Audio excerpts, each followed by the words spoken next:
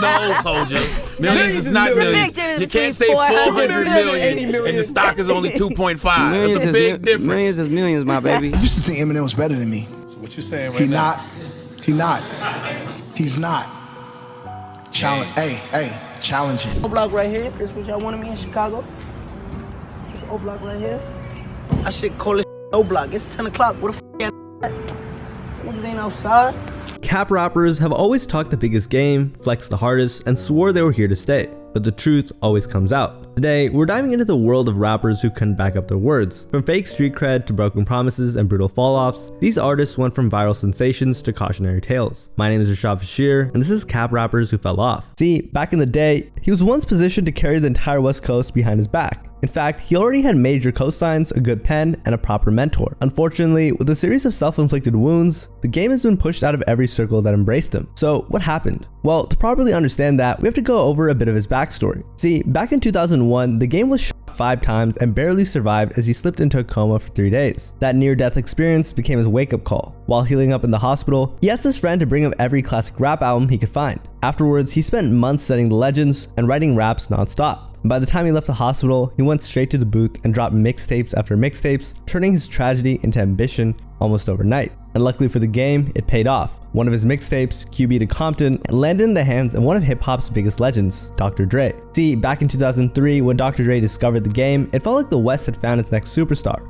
Dre took him under his wing, crafted his image, and teamed him up with the then unstoppable force that was 50 Cent and G-Unit. The foundation for the game's success was airtight. However, as we know, that never happened. Instead, throughout the game's career, he's been involved in multiple controversies that almost ended it, and many of those controversies were rap beefs that the game involved himself in. His first choice, one of the most feared men in hip-hop. You see, the game wasn't afraid of anyone, not even Jay-Z. So, what exactly happened? Well, back in 2011, the game stopped by Big Boy's show for an interview. What was supposed to be a casual and normal interview took a turn for the worse when Big Boy asked him about his long-standing beef with Jay-Z, and the game didn't hesitate. He recalled all the way back to 2004. I met Jay-Z a long time ago, man, in the 4040 Club. He seemed like a cool dude, you know what I'm saying? And I asked him something about, how do you stay relevant, you know what I'm saying? However, the game didn't really like his answer. So ever since then, he's been taking shots at Jay-Z. And I didn't really like his answer. So ever since then, I kind of was just, taking the shots there, you know what I'm saying? See, what was supposed to be a mentoring moment turned out to be harsh. Yeah. All right, and he said, most of you new rappers won't last long anyway. Maybe you should think of another lane. Yeah. Hey man, are you for real? At the time, the game was still relatively new to the industry. He was young, hungry, and eager to learn. To Jay-Z, it might have sounded like tough love, but the game didn't take it that way. He took it as a blatant diss. But from Jay-Z's perspective, the problems didn't start there. According to many sources, Jay-Z's real issue with the game began with the track West Side Story, the first single off the game's debut album, The Documentary. There were specific lyrics the game rapped, and I don't do button-up shirts or drive Maybachs. All you record labels trying to advance, Aftermath, take it like a man. Many listeners, including Jay-Z, interpreted it as a jab towards him. At the time, Jay-Z was known for having a grown man, business casual image, and had a Maybach to go with it. So it wasn't hard for him to notice these shots. And just a few weeks after West Side Story dropped, the game released his mixtape, West Side Story: The Compton Chronicles. And one of those songs in the mixtapes was Get Your Money Right, which featured Dre and Jay-Z. And here's where the game added fuel to the fire. See, Hov's verse on Get Your Money Right wasn't improved, but the game still dropped it anyway without his consent. So in Hov's head, this was a massive shock towards him. The game later tried to backtrack, saying it wasn't aimed at Jay-Z but at Ja Rule. However, it didn't matter. Geared towards Ja Rule. Because I remember Ja Rule being on like MTV Cribs saying he had the first Maybach and he was in New York, and at that time 50 was beefing with Ja, and so again I just jumped in. And to make matters worse for him, he was also beefing with another one of Jay-Z's crew in Rockefeller, Memphis Bleak. So on February 7th of 2005, Jay-Z and Memphis stood by Hot 97 for a freestyle session, and that's when Jay-Z decided to address everything with some sharp subliminals. Before jumping into his verse, Jay-Z said, "Yeah, I put my verse on your records, I won 700%. I'm coming in for 700%. Do not put my verse on your records, alright?" At that point, Hov wasn't going to fire subliminals. Instead, he took a direct shot at the game. Then came the freestyle bars. See, the use of the game repeatedly made it crystal clear who he was addressing. Playing the games, I'm seeing the thing through. You saying my name to entertain your crew. I ain't playing no games, exchange through. Fresh off probation, I gotta charge the doorway. My lawyer say for 80 larger to go away. At the time, the game was in Amsterdam on tour with Snoop Dogg. But when word got back to him about Jay-Z's freestyle, he wasn't happy. So just a few days later, the game pulled up to 50 Cent for advice, and 50, being the strategist that he is, told him this. I got a phone call from him. He was in Amsterdam when he called me back in the States, and I told him, I said, just sit tight, let me see exactly what it's about. You know, I'll get in contact with Jay and see how, you know, really what it is. But the game didn't listen. That very night, he got on stage in Amsterdam and went off as he dissed Jay-Z, Rockefeller, and Murder Incorporated all in one show. 50 wasn't pleased when he heard the news. Before I could get back to him, he went on stage and told everybody to suck him off.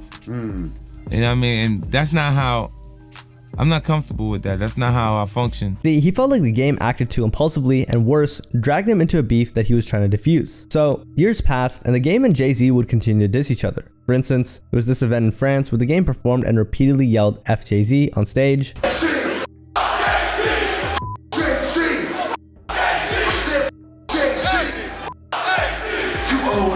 But Jay would brush it off by mocking the game. I'm not talking about you. Oh, you hurt my feelings. Oh my Exactly. Tell Groupie to get over it. However, by 2015, the game finally showed some self-awareness. See, as he looked back on the whole feud, he felt extremely lucky. I'm probably one of the only cats that ever like went at, you know, straight at Jay-Z's neck and still had a career after, which was risky. He even recalled arguing with the mother of his children at the time because she was a huge Jay-Z fan. Jay-Z fan, and she was just like, you don't know what you're doing. He's gonna come back and we're not gonna be able to survive. However, after his overseas tour with Snoop Dogg, where he initially dissed Hov when Fifth specifically told him not to, the game returned to the US with a different demeanor. In Amsterdam, the game was all about dissing Hov and Rockefeller. But once he got home, he hit up a bunch of New York radio stations to clean up his name and explain his side of the story. For instance, he went to DJ Ski's radio show. I hear music, I read between the lines, and even though, you know, he said there was a song about summertime, I kind of heard my name one too many times, and I kind of felt offended, like, you know, what I ever do. But by doing this, he crossed the line with 50 Cent. See, at the time, 50 already expressed clear disdain for Jay-Z and his camp, and he wasn't happy that the game went on air saying he had no problems with anybody, including people 50 didn't like. Behind the scenes, the game was dissing artists, undermining people, and forcing 50 Cent to do damage control on his behalf. Way of patching it up was, I don't have a problem with Jay-Z or Fat Joe or anybody. But in public, he was acting like it was all cool. However, the tension further escalated when 50 found out that the game refused to back him in his beef with Fat Joe, Nas, and Jadakiss. And it was like, I'm busy patching this thing up that you just did, and you come back and you say you don't have a problem even with the people that I have issues with. But on top of that, 50 felt crossed. See, 50 was one of the key people to the game's success, and for him to betray him like that really stung 50. The game situation was disappointing to me. You know, I put so much time and energy into that project. I worked hard on that project, man. I recorded 6 records on that album. Come back and appear to be unappreciative was incredible to me. You see, what made the whole situation even more dramatic was that 50 Cent and Jay-Z actually played crucial roles in saving the game's career. See, during the early 2000s, the game was dangerously close to being dropped from Aftermath Records. Jimmy Iovine had started slashing budgets and multiple artists needed to be cut, and one of them was the game. They cut, there was a chick named Brooklyn that was signed, there was Joe Beast. There was a few artists that were amazing that it was just time to cut those albums. Jimmy Iovine was like, cut this, cut that. However, when Jay-Z heard how talented the game was, he had to chime in. Oh, and Jay-Z being on a yacht with Dre saying this is a smash, you know, like. On top of that, 50 Cent also stepped in and told Iovine not to cut the game. We more than cool now. 50 was like, what game? No. Like, let me get Game. Don't cut Game. Wow. We're gonna take Game on tour. In fact, he even pitched an idea that would benefit the game. We need a member of, like, you know, G Unit is from the West Coast. We got Buck from the South. Me, Yayo, and Banks are from the East. Like, Game would be perfect. Jimmy Iovine was like, all right. On the other hand, Dre still continued to be a proper mentor to the game. So Dre was like, you know, he was there. He was like, say me. You know, it's bigger than me. And I was just like, all right, I didn't understand. But now, so at first, he felt it was all personal. However, he later admitted, now I understand that the powers that be, Jimmy Iovine in the building, tax time was coming. It was time to, like, cut albums, and it wasn't personal. So 50, you know. But unfortunately, this only made the drama juicier. See, now 50 and the game weren't buddies anymore. And at that point, 50 was already dissing the game on the radio, explaining that the game's head was getting bigger and bigger. But on top of that, he added that the game's time with G-Unit was over. So where does he stand as far as G-Unit is concerned right now? Across the street or around the corner. He's not in my camp. Not at all? No way. Okay. Not after being that disrespectful. And just like that, 50 started to air out the game's dirty laundry about being a cap rapper. People's names for shock value. He says things he doesn't mean. says a lot of things to take it back. According to the game, he and 20 yellow cabs rushed Hot 97 to confront 50. However, when they got there, security wouldn't let them inside the building. And in fact, that wasn't just security. See, according to the game, 50 was traveling with ex-Marines, while he was just with his friends. But that didn't really seem to scare the game. He described it as, "This is one of the coldest nights in New York history.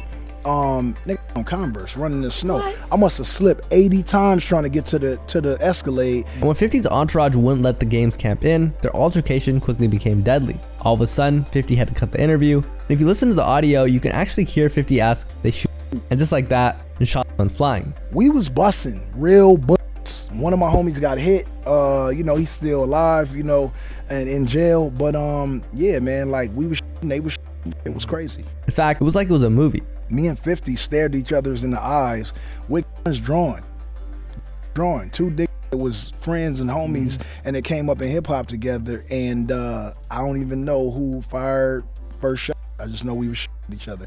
According to the game, everything felt like it was in slow motion. However, he was thankful that even with the number of people in the altercation, only one person got hit in the leg. So after that, the game just went right back to publicly dissing G-Unit again.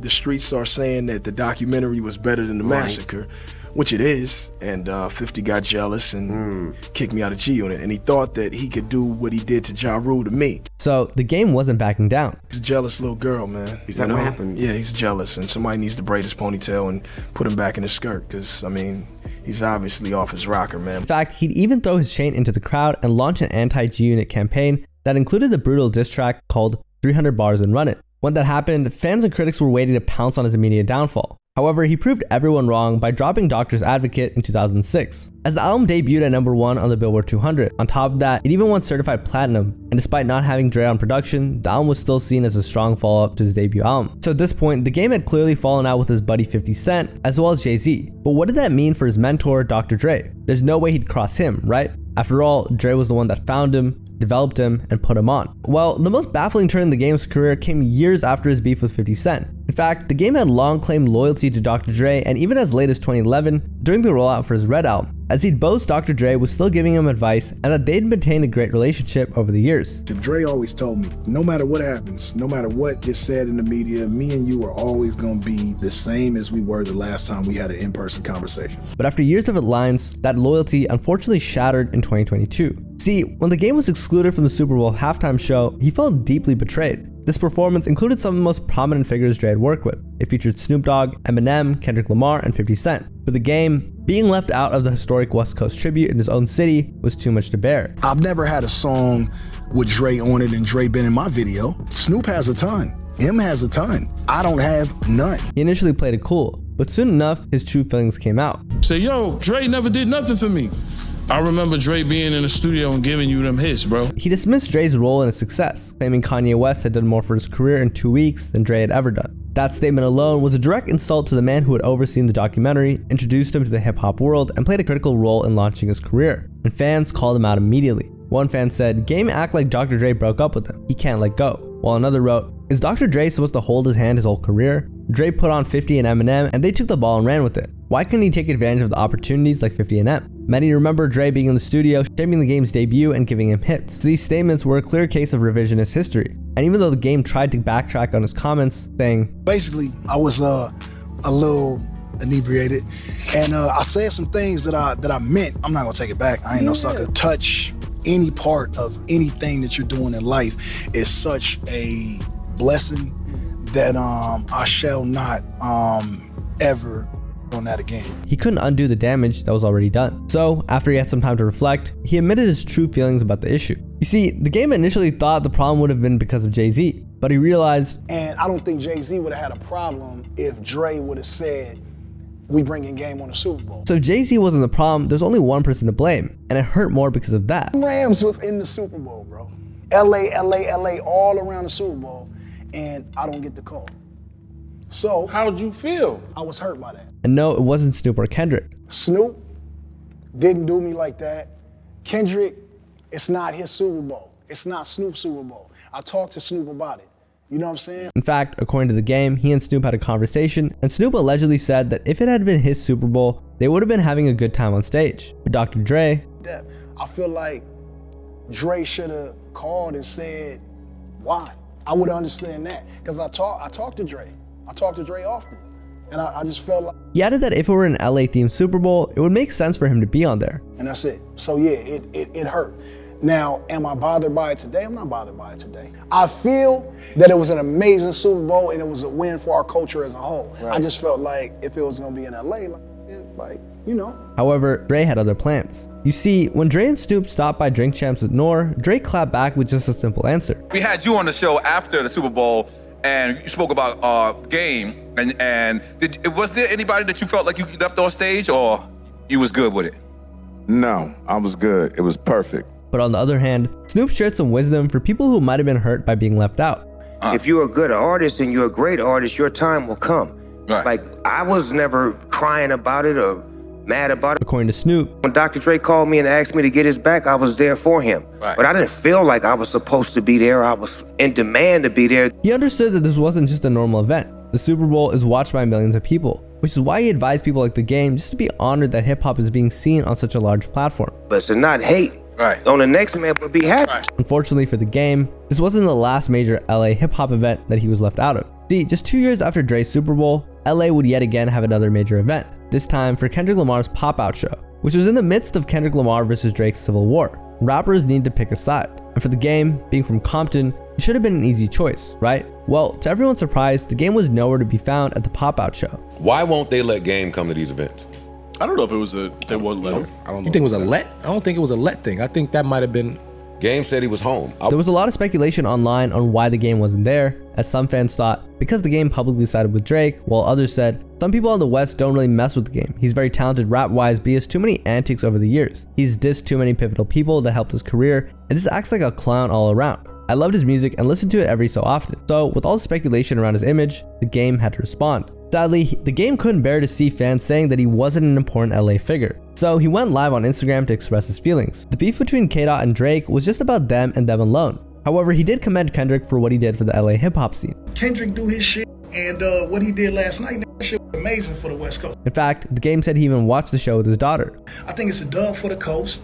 I think that what K-Dot did for a lot of West Coast last night was hard as f***, nigga. I think it was hard. I think it was dope of him and big-hearted of him to do that shit for niggas. But with all the yapping, it looked like the speculations about him were right, that he had already picked a side. As far as my relationship with Drake, Drake is my brother. I fuck with Drake. Drake, I called Drake and I told him I need this or I need that. He gonna do it. If I tell him my kids want concerts, tickets, he gonna in that. In the end, he clarified where his loyalty was. You know what I'm saying? I'm a father first, and my loyalty is what is loyal to me.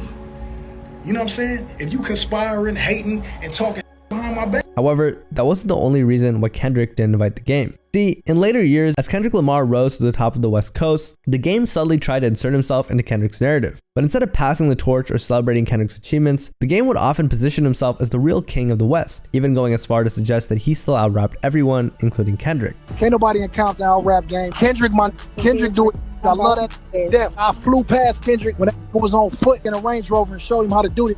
Don't play with Game, man. Hardest in Compton, rapping, lyricist, me. However, Kendrick wasn't the only up-and-coming artist The Game tried to undermine. In fact, if there was one thing The Game did throughout his career, it was beef. See, he had a tendency to dive headfirst into drama, and it's been a part of his image since day one. And over time, the hunger for beef started to look less like a gangsta image and more like a desperate attempt for attention. Back in 2006, The Game was already leaning into his taste for conflict when he got into a brawl with rapper Ras Kass at a nightclub in Los Angeles. I looked in his face, asked him about 3 questions. He said something wrong, and I knocked his out. He said 30, jumped him. It wasn't even 30 people with me.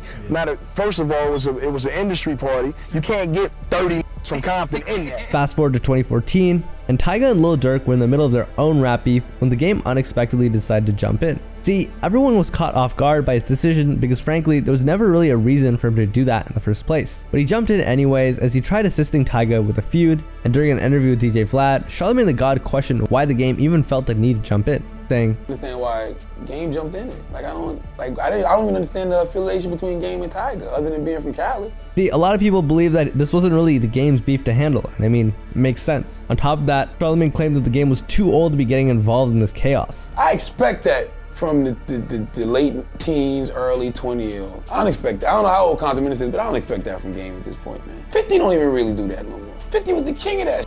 However, that wasn't the last time Game did this. In fact, just a year later, the Game did it again, this time jumping into the Lil Wayne vs Young Thug beef. He publicly took Wayne's side and fired shot at Thug on stage, shouting,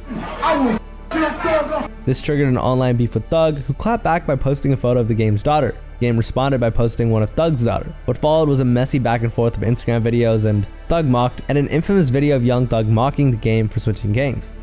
See, you used to be a now you're a blood, so I don't want no smoke with you. You got blood and crip in your team. And you was a male strip once before, so I don't want to fight you. I don't want no jokes on you. But as we all know, the Game is always ready for beef, so he replied with a video. I just seen your little video, you paint your nails like a f***ing girl, you call your niggas bae, and you a ass nigga.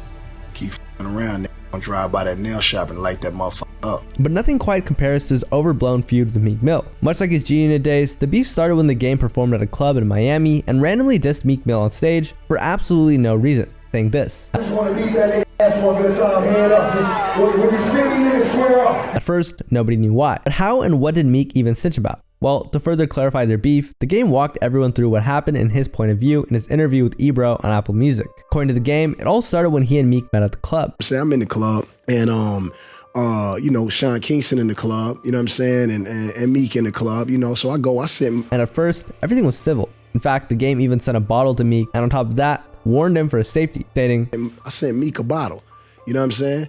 And I told him, you know, be safe out here. You know, it get crazy. You know, a lot of it's been getting jacked lately and whatnot. And the wolves are hungry in the street. However, Sean Kingston was also at the club at the time, but the Game didn't really feel like coming over and doing the same for him. I ain't do the same thing for Sean Kingston because, you know, he an R&B singer and I ain't think I needed to. And here's when things started to get violent. See, after the Game left the club, Sean Kingston ended up getting boom pat, jury gone right after, you know what I'm saying, Meek left.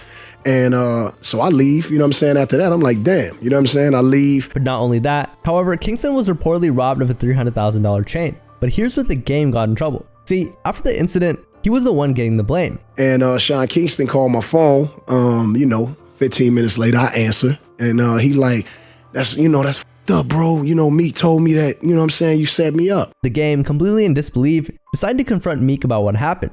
And I'm like, Meek told you what? He was like, yeah, he told me that you set me up. So I said, I got on the phone with him and I called Meek. I'm like, you told Sean Kingston that, you know what I'm saying, that I had something to do with him getting robbed and, you know, this and that and whatnot. However, there's some kind of confusion since according to Meek, he didn't say anything to Sean Kingston. So to find clarification, he decided to three-way call the two artists. And he like, nah, I didn't tell that fat motherfucker nothing, man. I'm calling him on three-way. Call Sean Kingston on three-way.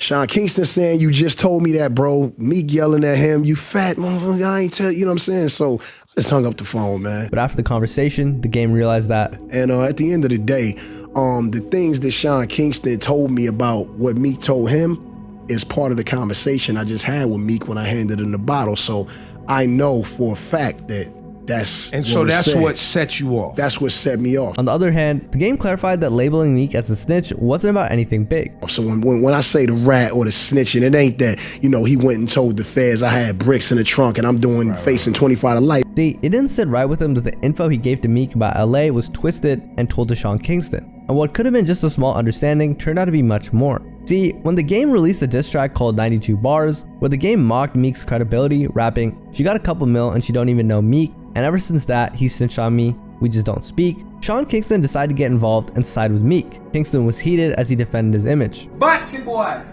you the same. Your mama was a you a blood. Listen, you fake ass. You a stripper. The whole world know what you about, whole ass. Trying to sell some albums. He shared his own point of view of what happened at the club. How the f you look beat the pop star? You know what happened in the club. The ran up, hit me in the head with a bottle, then took off my jewelry. Nobody no fake with me. Nobody did nothing. You a whole body boy. Suck your bum clock, mother. See what? How you feel like, boy? On top of that, Kingston would continuously disrespect the Game's gang affiliation, saying, "You a disgrace to the blood. I f with real bloods. You ho. Fuck you. Everything you claim for. Ho. You 43 years old, still trying to do music. Hit me up. I need a hook. I need you to write for me, Sean. I'm trying to do some shit." See, Sean Kingston was hurt after all that happened since he was a fan of the Game. Nigga, I was a fan of the documentary. You been ass ever since, bitch. However, even with the compliments in the end, the Game would respond on his own Instagram, and he didn't take anything lightly. As we all know, when the Game responds, he always goes all out. I wonder how many peanut butter and jelly sandwiches Meek had to make your fat jelly bean smuggling the switch up on this Instagram when you know well that you got your ass robbed in the club, ran for all your jury. In this Instagram video, the game shared a side of the story, stating, "You ain't do shit. Your nigga sat there and watched you get robbed. You left the club, called my phone, said, Game, big bro, somebody robbed me. Can you help me get my chains back? I told your ass that I will see what I can do." He continued, "Then you got off the phone, called me back 10 minutes later talking about Meek called you and told you that I had you set up and robbed in the club." On top of that, the game called him out for crying to the police. "Then you sued the club, called detectives, then you called detectives with Meek on the phone, let them speak to Meek, incriminating me and my entourage saying that we robbed you, nigga. I had detectives knocking on my door, my crib, nigga." Which made Kingston a rat in his eyes. "You a lying ass, and Meek, you know you can't your hands on nobody, or Buster. You can't fight, you ain't gonna shit, so stop fronting for these Instagram followers. I'm on site, nigga." However, at the time, the game was outnumbered. See, it was a 2v1 when Meek responded with a diss track titled Ooh Remix. On the track, Meek brought in O'Malley and Philly rap legend Beanie Sigel. And if you're unfamiliar with Beanie Sigel, well, his name is a heavyweight itself, especially in Philadelphia, which gave Meek the credibility that he needed. However, if all that chaos wasn't enough, the game would fire back again with a diss track titled Pest Control. In the track, he continued to diss Meek and Sean Kingston. Fortunately for the game, this record was widely praised and considered a solid diss, with many saying that the game had the upper hand lyrically and energy-wise. However, at that point, the game had too many beefs already, and people were getting tired of it. See, while some fans might have loved the diss, others had mixed reviews. Not for the song, but just for the game's behavior in general, writing, "I have a love-hate issue with the song. I hate the game's clout chasing, but I love the game's disses. They say Meek shall inherit the earth, something something something, he'll be buried in the dirt. Great fuego. But the game and his fake beefs be annoying. I like the approach he took in Bigger Than Me, now that was a good one." You see, the game's repeated beefs began to feel less about standing on principle and more about chasing clout. I feel like the game is trying to be relevant. It's all fake. Like, Meek Mill's not doing nothing to him. Like, game just like, he's trying to stay relevant. That's what they do. With every other year including himself in a beef that he didn't need to be involved in, it became harder to take his anger seriously. The game is trying to sell records, basically. Meek Mill, come on, Meek, dang. Game, stay in your lane. But whether you're Team Meek or Team Game, one thing was for sure. Things were starting to get really out of hand, and many fans were scared that it would end in violence. And one of those worried people was one of LA's OG rappers, the late, great Nipsey Hussle. See, he was tired of seeing Meek and the Game feud on his timeline. So he ranted on Twitter and called out the two, writing, "This internet shit is divide and conquer. At the Game, you got a lot of young black men on your payroll. Same with that Meek Mill. This is bad leadership. Hip-hop need to stop gassing this beef." Fortunately, despite all the back and forth on social media, the beef didn't escalate into real violence.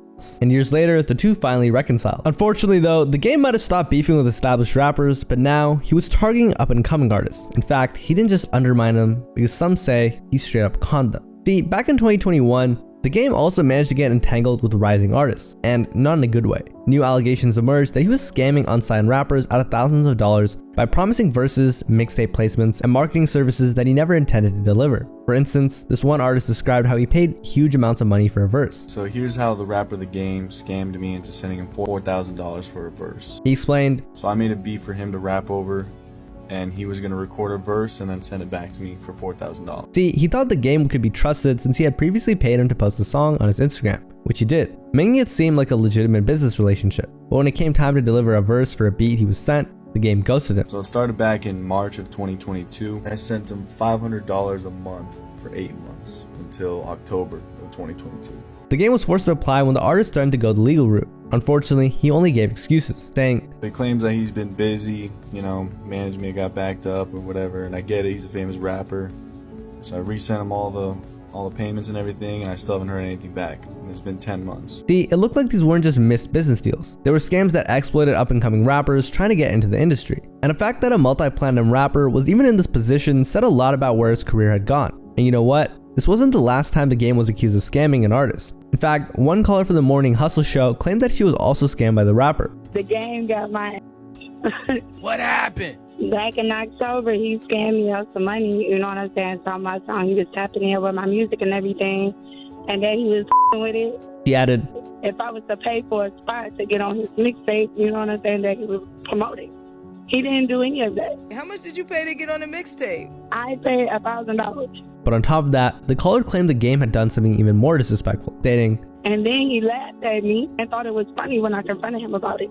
So I ended up putting out a diss verse to him." Sadly, these weren't the only scamming allegations the Game was caught up in. See, according to one of his fans, the game and his merch team were running a scam. Back in 2023, the game put out a post promoting some new LA merch, which would enter buyers into a giveaway for a car. And this one fan liked a hoodie. He wrote, "I don't care about the giveaway, but wanted to cop the hoodie. I went to the website and ordered it. $80, but it was worth it." Now, here's when things started to go wrong. According to the fan, he got an email confirming his order. However, he later got another email from the game's merch team saying that the hoodie was sold out, but he would still get compensation. The quote was something like, "Straight fire from my collection." I then got another email saying the order was being shipped and the item in the order was the original hoodie I ordered. Sadly, this is what it looked like when the package arrived. My package arrived yesterday and I got what's pictured above. A bunch of like Japanese writing and a leopard woman's hoodie. Confused, the fan went back to the website. However, he saw something a bit suspicious. He wrote, "I went back to the website and the hoodie was still up for sale with no mention of it being out of stock. Here are my receipts." On top of that, the fan noticed there's a message on the website about how they won't issue any refunds for any sales, no matter what, because they don't want to tamper with the sweepstakes. So what did the game have to say about all this? Well, he says it's cap. But real quick, this video is made possible by today's sponsor, Polybuzz. If you're wondering what it is, Polybuzz is a chatbot app that lets you have conversations with any real or fictional person you can imagine, including your favorite rappers. Well, I actually made avatars and profiles of them on Polybuzz and asked them myself. So let's take Cardi over here and ask him, why do you never drop albums on time? I even asked Drake what he thought about Cardi's baby voice, and he said, "The baby voice is gold. Don't get me wrong, it's weird at first, but it's what makes him stand out." Not gonna lie, that sounds like something Drake would say. And ask him what he really thinks about the Kendrick Lamar beef, or if he feels like he lost the beef. Dang, Drake even asked me to hop on a song here. I mean, I'll do it. I even made a YoungBoy bot. For some reason he said he's from the Bay Area, but so yeah, if you think this would be entertaining, use our code RISHAV, that's capital RISHAV, to get premium features of Polybuzz when you download the app. All you have to do is just plug it into the in-app search bar. And sponsors like Polybuzz are what make these deep dives into rap culture possible, so I'd appreciate it if you hit that link, downloaded the app, and got roasted by Kanye or ghosted by Frank Ocean. So, peace. So, without further ado, back into the video. He replied, "Please stop with the fake news. I never scammed nobody in this life out of nothing. If you want something to post, holla at me and I'll try to do something to help your weird blog out." He also claimed that he's not only giving artist placements on his mixtapes, as he told Wrap Up. "It's not just a mixtape, I'm hosting singles, projects, going live, stories, video drops of me listening to their records." However, in an interview with Hip Hop DX, he basically called his accusers as delusional, stating, "So when someone that doesn't happen with some unsigned artist, well, that person is mad, right? Because they thought that this drop or mixtape slot was going to change their lives, when in reality, it's just a step up on the ladder." He added that these types of features will not get them to instant fame, saying, "Use it as you may and get as much as you can off of it, but it's not going to make you DaBaby. Basically, I'm just trying to uplift artists with dope opportunities." Unfortunately, no amount of excuses could save the game's image at this point. And of course, fans had a field day with the allegations that surfaced. One fan even advised another who got scammed, saying, "DM this to 50. He'll probably repost it if he actually sees it." However, some speculated that the game was all out of money, stating, "How broke do you have to be to run a scam on your own fans?" Surely he had saved up enough dough over the past years that this was his peak. No? After all, he was a big name in hip hop all the way back in 2005. See, it's hard to believe that the game's now broke, since back in his heyday, he wasn't just your average rapper. In fact, his debut album, The Documentary, debuted at #1 on the Billboard 200, selling 586,000 copies in its first week. Tracks like How We Do and Dreams dominated the radio, so it's kind of hard to believe that the game would be out of money today. However, a lot of fans speculate that this was all because the game had lost a lawsuit a couple years back before these allegations happened. See, this lawsuit is much worse than you could ever imagine. Back in 2015, the game faced serious legal issues when a woman named Priscilla Rainey accused them of SA. Rainey was a contestant on his dating show where women compete for his love. Game is looking for love. You're gonna step into my life and take this journey. And he's bringing 10 lucky ladies along for the ride.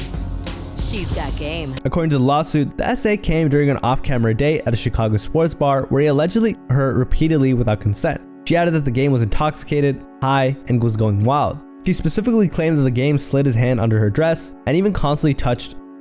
Keep in mind, this was all while in public. The court finally made its decision in 2016 in Rainey's favor, which caused the game to pay over $7 million in damages. However, the game wouldn't let all of that slide. He wasn't just going to sit there and do nothing. So in an effort to deflect responsibility, the game filed a $20 million lawsuit against Viacom, the parent company of VH1. He accused them of negligence in casting Rainey on the show, despite her alleged violent and long arrest history. He claimed that Viacom prioritized ratings over her safety. He claimed that since Viacom was the one that organized, produced, and profited from the show, it should be held accountable for the damages he suffered as a result. So he wanted Viacom to cover the lawsuit fee plus $13 million in damages. Unfortunately, the court was not convinced by the game's arguments, as the judge dismissed the lawsuit. The ruling emphasized that Viacom was not responsible for the behavior of the cast members, especially when it happened outside of filming. So, while he might have been ordered to pay, that didn't mean the game would follow it. See, instead of complying with the court order, Game decided to ghost the victim. He refused to show up for court, mocked Rainey on social media, and downplayed the entire situation to his fans. He told his followers not to believe anything she said, claiming she was kicked off the show and only filed the lawsuit out of spite.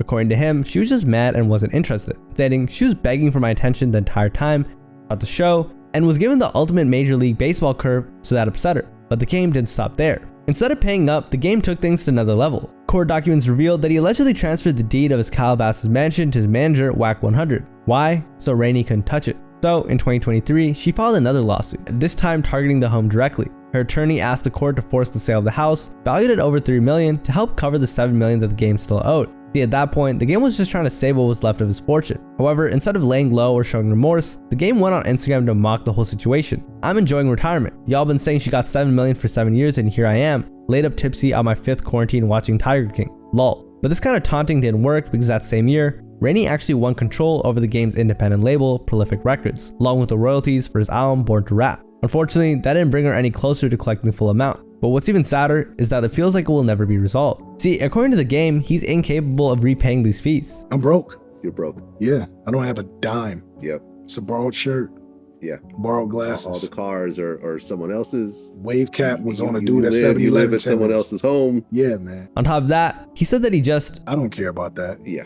I don't wake up I don't think about that until somebody brings it up. I just know that you're not gonna rob me. During the interview, the Game further explained his side, stating that during the time of the hearing, he had an emergency orthodontic surgery. Because of that, the judge gave a default judgment. He further argued that he didn't lose the case, he just didn't show up to court. However, it seemed like he was still coping. But fast forward to 2024, and the Game was still doing everything possible to avoid payment. At this point, Rainey hired a private investigator, Robert Cedillo Jr., to track him down. The PI told the California court that he had issued the Game multiple legal documents demanding payment, but still nothing. Rainey even subpoenaed his children's school district to access their attendance records in an attempt to confirm where he was living, so she could serve him properly and possibly seize assets. See, she was getting frustrated because despite 2 successful lawsuits and multiple attempts to collect, Rainey still hadn't seen her money. However, this wasn't the only serious legal battle the Game had to face. You see, back in 2005, the Game found himself in a serious legal situation that wasn't about beefs or diss tracks. However, this time, it was about a $200 million civil lawsuit. See, everything went down during a radio interview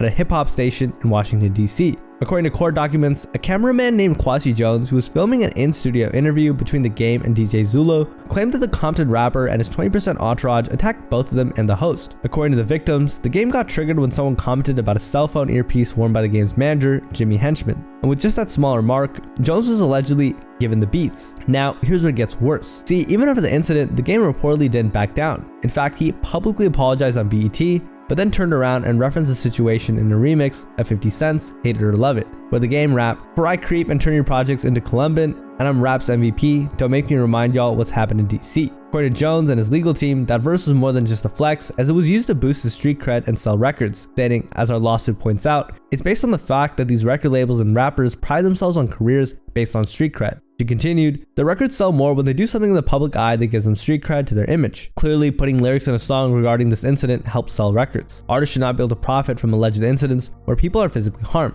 And for Jones, that was more than disrespectful. Jones's lawyers weren't just going after the Game either. The lawsuit named 50 Cent, Aftermath Records, Shady Records, G-Unit Records, Brady One, and even the building owners. Basically, everyone even remotely involved got dragged into court. Prosecutors didn't let it slide either, as they filed criminal charges for assault and battery. But here's the wildest part. See, despite everything, the Game kept moving like nothing happened. No major public consequences, no closure of the victim, and he's still far from being fully paid yet. See, according to Rainey, the Game has only paid $500,000 year after year, and he just slowly started dodging accountability. See, as you all know by now, for years, the Game tarnished his career through beef after beef and legal battles. But ducking a $7 million lawsuit wasn't just a financial L for the Game. It severely damaged his credibility. On the outside, he was flashy, wearing chains and designer clothes. But when he couldn't pay for the lawsuit, it looked like he was broke. So it was clear that his credibility was already in shambles. Unfortunately, it would only take another major hit when he decided to turn his aim at Eminem. However, the origin of their beef had nothing to do with Eminem himself. Instead, it stemmed from the Game's frustration over not being invited to perform at the Super Bowl halftime show. He later admitted in an interview that his shots at Eminem weren't born out of any real hostility. It was more about making noise, lashing out, and getting Dr. Dre's attention. The Game internalized that bitterness and redirected it towards Eminem. Throwing shots at Eminem and beefing with Eminem, it was just me being upset with Dr. Dre. Dr. Dre can't out-rap me, so I just went at him, just because that's just how I get sometimes. However, by battling against Eminem, he suddenly lost all credibility. But how so? While years prior, the game had nothing but praise for Eminem. In multiple interviews, he labeled Eminem as untouchable. Eminem is the only rapper that nobody ever wants a problem with, including myself, man. Eminem is like the most lyrically insane. In fact, he'd even have high praise for Eminem's new album at the time, Recovery, calling it classic. I love it. Yeah. M's back? Eminem is Eminem. Even when tension flared between him and 50 and his relationship with Dr. Dre had gone cold, the game kept his distance from Eminem. He openly admitted that M was one guy he didn't want smoke with. Even when I was going at 50 and me and Dre wasn't seeing eye to eye, man, I stayed away from the white dude, because he a problem. In fact, when he was asking if M would pick a fight with him, he said, he was talking about how he was gonna pick fights. If he were to come at you with like a industry beef, what would you have done? Run. Imagine everyone's confusion when the game suddenly flipped the narrative. In a separate interview, he boldly declared that he was a better rapper than Eminem. And I used to think Eminem was better than me. So what you saying right now? He not. Unfortunately, even the crowd and Nor himself weren't convinced, so he dared people to ask M to battle. Hey, challenge it. Game, you don't want to go versus against Yes, Eminem. I do. What do you mean? Yeah, I do. The game all of a sudden wasn't backing down. Hey, let's just say what you're trying to say. You're trying to say that I don't want to head up fate with the white man? No. In fact, he'd even drop a diss track towards Eminem called The Black Slim Shady. Sadly for the game, the song felt more like a love letter than an actual threat, with some fans commenting, "This ain't the greatest diss in the world. No, this is just a tribute." Another fan wrote, "This shit was an homage that he turned into a diss for attention." And the contradiction didn't go unnoticed. Fans pointed out that this was a pattern. It was hard for the game to jump out of this mess since there was so much video proof that contradicted his own statements. At this point, his mouth became his biggest enemy, as by now everyone knew he would just backpedal on his own words. However, this wasn't the first time the game used this tactic. You see, back when he was still beefing with Jay-Z, the game dropped a diss track titled Uncle Otis, flipping Kanye and Jay's collab track Otis into a diss at Hove, even though he already promised one of the OG producers, Pharrell, not to tag Jay anymore. However, according to the game, it was more Pharrell, influence. He told me I should leave Jay alone, and I agreed. But then I changed my mind. Yeah, but it's cool. Why take a stab at Jay this time? And even though he promised Pharrell, he felt like the song wouldn't be right without him taking a jab at Jay-Z. Uncle Otis just wasn't right without Jay, man. Right. In there, it just didn't make sense. But on top of that, the game happily admitted the real reason he targeted Jay was for clout, stating, because it wasn't going. You take the Jay shout out, and then what would we be talking about? Creatine. Krishan. Yeah. And we wouldn't have been talking about nobody. Right. You wouldn't be talking to me now about it. Right. All right. And you know what? Jay-Z did see this as a strategic move. During another Big Boy interview, Jay-Z doubled down on his indifference. He said there were no real issues and that the game was just using the beef as a marketing strategy to stay relevant. I guess buzz or marketing or however people feel that they need attention these days. So there's no real problem behind it. There's no real challenge behind it. So at this point, the game's credibility was shattered. But whether it was constantly changing stories about how many times he'd been shot, or exaggerating his industry relationships, or begging for validation, fans started to question what was real and what was just cap. For example, one of the biggest blows to the game's image came when he posted a photoshopped image of himself with Tupac. Unfortunately for the game, the internet was quick to figure out that this image was fake. And I mean, how couldn't they? As a result, fans blasted him for trying to rewrite history. And when confronted about it on Vlad TV, he claimed it was just a tribute, stating, despite the fervor, the game asserted to Vlad that the pic was sent to him by a fan and was never an attempt to imply that the two West Coast MCs ever linked up. It was merely a way of showing respect to one of the most legendary rappers to ever hop in the booth. But sadly, him trying to save face didn't work since the damage was already done. So where's the game now? Well, over the years, he's clearly become more known for controversy than his music. And he's dropped multiple albums and a lot of singles, but they've been overshadowed by his weird Eminem diss tracks and low sales. So in other words, he's fallen off. However, the game wasn't the first rapper to let ego and controversy overshadow his talent. And in fact, he definitely won't be the last, which brings us to our next rapper. Hey guys, really quick, just wanted to let you know, I've started a highlight channel where I post shorter segments of these videos. I just dropped one on DaBaby, as you can see on the screen. I feel like a lot of people don't have the time to watch videos as long as I post, and I just want the most people possible to be able to watch my stuff and enjoy my content. So anyways, if this is something you'd be interested in, check it out. If not, back to the video. Soulja Boy's career blew up instantly after he dropped his breakout hit Crank That in 2007, and from there, he became the hottest hip-hop sensation overnight. The song spent 7 weeks at the top of the Billboard charts, absolutely crushing it. And when his debut album SouljaBoyTellHim.com finally released, it sold a whopping 100,000 copies in its first week alone. Not only that, it also peaked at number 4 on the charts. But despite some negative reviews about the album, such as, if you're seeking a circle of hell lower than the one which Crank That is ubiquitous, listen to his entire album. It was still undeniable that Soulja Boy was next up. Trust me, during that time, it was practically impossible not to hear Crank That or see someone do the dance at least once every single day. That's how massive the track had become. And at that point, he went from rag to riches almost overnight. But things didn't stay perfect for long. You see, he was often labeled a one-hit wonder, which, to be fair, wasn't entirely wrong. Still, from Soulja Boy's perspective, he felt the pressure to keep up the image of a successful rising rapper who was constantly chasing the bag. In 2011, a member of his team reached out to TMZ to break the story that Soulja Boy was making so much money that he went ahead and allegedly bought a private jet for his birthday. Earlier this week, TMZ spoke with a member of his management team named Shy and Soulja's assistant, who all verified Soulja dropped the cash on a private jet as a 21st birthday to himself. Now, even if you're a successful rapper, buying a private jet is still wild, considering that the one he bought was the Gulfstream 5, which cost $35 million. And if that's not already hard to believe, he went ahead and boldly claimed that he spent more than half that amount on custom leather seats and other intricacies. The jet cost $35 million, but that's just the beginning. We're told that the birthday boy is dropping an additional $20 million to pimp out his ride with all sorts of cool stuff, like 12 custom Italian leather seats, flat screen TVs, and 4 liquor bars. And in an interview with a radio station, Soulja could be seen happily talking about his multi-million-dollar jet. G5 status. Yes, I think he confirmed, Miami. I think he confirmed. Obviously, it was later exposed as nothing more than a lie. Capping about dropping $50 million more or less on a private jet with 4 liquor bars is wild, and honestly, I don't know how he thought he could have gotten away with it. The funny thing is, Soulja was later caught on camera after he got thrown off an American Airlines flight. You see, after they respectfully asked him to sit down, Soulja Boy wasn't having any of it, for some reason. So, a flight attendant approached the rapper and repeated the order and explained the consequences if he didn't obey, which led us to this infamous clip of him getting swamped by airline security.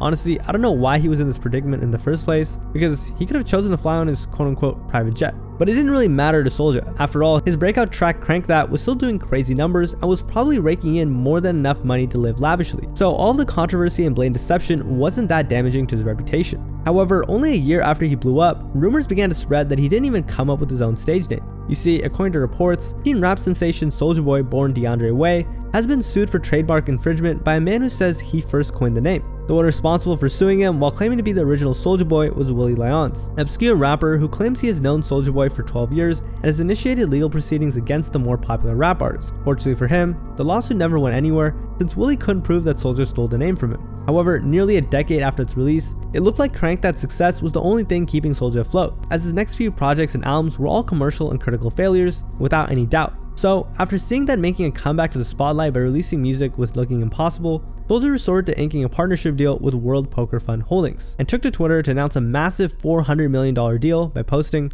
$400 million deal confirmed. I still think they lowballed me though. I was thinking 2 or 3 billion. Although it was confirmed that he did sign a deal with the company, it still didn't make sense why a company that's worth only $50 million was willing to pay out $400 million to a one-hit wonder like Soulja Boy. So, just to clear the air, the company's official spokesperson had to release a statement detailing that Soulja's deal was capped at $400 million and that he wasn't signing a deal worth exactly that. He really kind of jumped the gun by using the $400 million figure. Bird says, the deal is capped at $400 million, and it's based on a forward-thinking valuation of the company. He's young, he's 25 years old, he got really excited, and he tweeted something he probably shouldn't have tweeted. Though he tried to explain why Soulja tweeted such a blatant lie, it was clear that he was a brand risk for them. He was getting a lot of pressure from within the entertainment community, so he wanted to put a statement out. Obviously, the company's market cap is $51.8 million. There's no way we could cut a $400 million deal. Funny enough, the topic was even brought up by Charlamagne the God during his interview with The Breakfast Club. Company said it turned out that it was just shares that were valued at $2.5 million. Same thing. Well, millions is millions, bound baby. No, Soulja. Millions is not millions. Just to show you how unlikely Soulja's claims were, for context,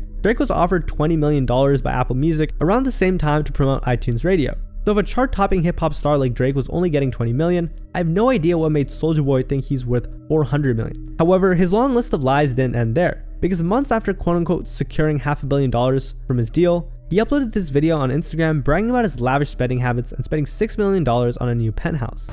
Spent $6 million. $6 million for the new penthouse. You know what I'm saying? In Hollywood. Crazy. Last night was crazy. I don't even remember what the happened. Kudos for Soulja for spending his money on property, right? Well, if that were the case, it would have been great for him. But knowing Soulja Boy, I'm sure you know this is nothing more than a lie. You see, TMZ caught him lying about the penthouse after they found out that the place was nothing more than an Airbnb rental. The 3-bedroom pad has been on the market for several months, according to listing agents Sean Carmody and Kataya Miramontes of Keller Williams Realty. After he was exposed for lying about it, Soulja proceeded to double down and explain that he was the one who listed the penthouse on Airbnb, claiming that he owned it. Oh, he renting the crib. Oh, it's Airbnb. Bitch, I put it on Airbnb so I can rent it when I go on the road and make extra money. Why y'all so mad? Y'all so mad? Y'all got a new crib? Y'all mad because I got 10 bathrooms I can shit all day? Even after all of that, fans still couldn't get enough of Soulja Boy and his online presence. While his music eventually took a backseat to social media antics and controversies, he kept pushing the image of wealth and the rich rapper lifestyle, something his fans found entertaining. In fact, by 2015, despite not releasing anything remotely commercially successful to his first album, he still reached 1 million followers on Twitter. 2 years later, Soulja found himself in a feud with none other than Chris Brown. And while his lie about owning the penthouse didn't really backfire on him, this next lie turned out to be far more dangerous. See, the two began beefing over one of Chris Brown's exes, Karrueche Tran. During that time, Soulja Boy apparently left a comment on one of her Instagram posts, something that Chris didn't appreciate. So, according to Soulja, Chris called him on the phone and lashed out at him for the comment. In response, he took to Twitter and had this to say about the R&B star. Hey, Chris Brown, you a bitch, nigga. When I see you, I'ma beat the fuck out you, nigga. You think you hard cause you hit Rihanna, nigga? Cause you beat Rihanna up, nigga? Do that shit to me, pussy ass, nigga. The fuck wrong with you, nigga? He then threatened Chris to do something while claiming he was a member of the Fruittown Pyrus, effectively repping his set. It's Fruittown Pyru, nigga. You ain't even good in the hood, nigga. We from the same hood, nigga. On bump, nigga. When I see you catching the fade, nigga, knock your bitch ass out, nigga. You got me fucked up, nigga. If you didn't know, the Fruittown Pyrus are a set originating from Compton, California. So for someone like Soulja Boy who never grew up anywhere remotely close to LA, this raised a lot of fans' eyebrows. After all, repping a set isn't exactly something you take lightly. In an interview, Soulja even claimed that he and Chris grew up in the same hood and were both Fruittown Pyrus. Hey, Chris Brown from the same hood. I'm from Bumpton, Fruittown Pyru. I'm a blood, I'm a member of the blood gang. You know what I'm saying? When I was in Atlanta, I was running hoop around. I've been gangbanging since I was 11 years old. However, this wasn't enough to persuade the public that he was a Pyru from California. So, in a hilariously dumb maneuver, he did the worst thing imaginable. He pulled up to Fruittown territory and tried to act like he was from there. You gotta check in anyway, nigga. You got us fucked up, nigga. But you gonna knock my big homie out, nigga. I'm catching phase from my big homie Whack. You dig? And I ain't gonna catch no fade cause I'm worth too many M's, you dig? He shot a glance at a group of individuals who were also outside. Instead, Soulja ran up to them with a big grin on his face, saying, "Hey, what's going on, man? Hey, say Soulja ain't from the hood. Hey, they say Soulja ain't from the hood. Get off me though. Oh, man, that's like me though. What's happening?" And after he placed his arms on him while acting all chummy, this happened. Hold on.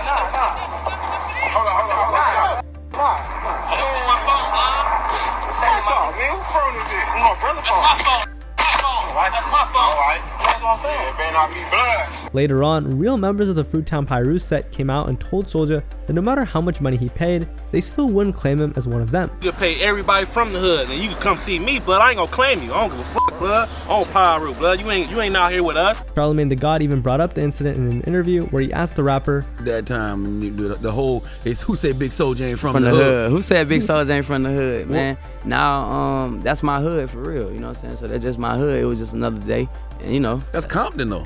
Yeah. After Charlemagne pointed out that Soulja wasn't from that specific hood, Soulja was still adamant in proving that he was from Compton. Compton? I am from Bumpton.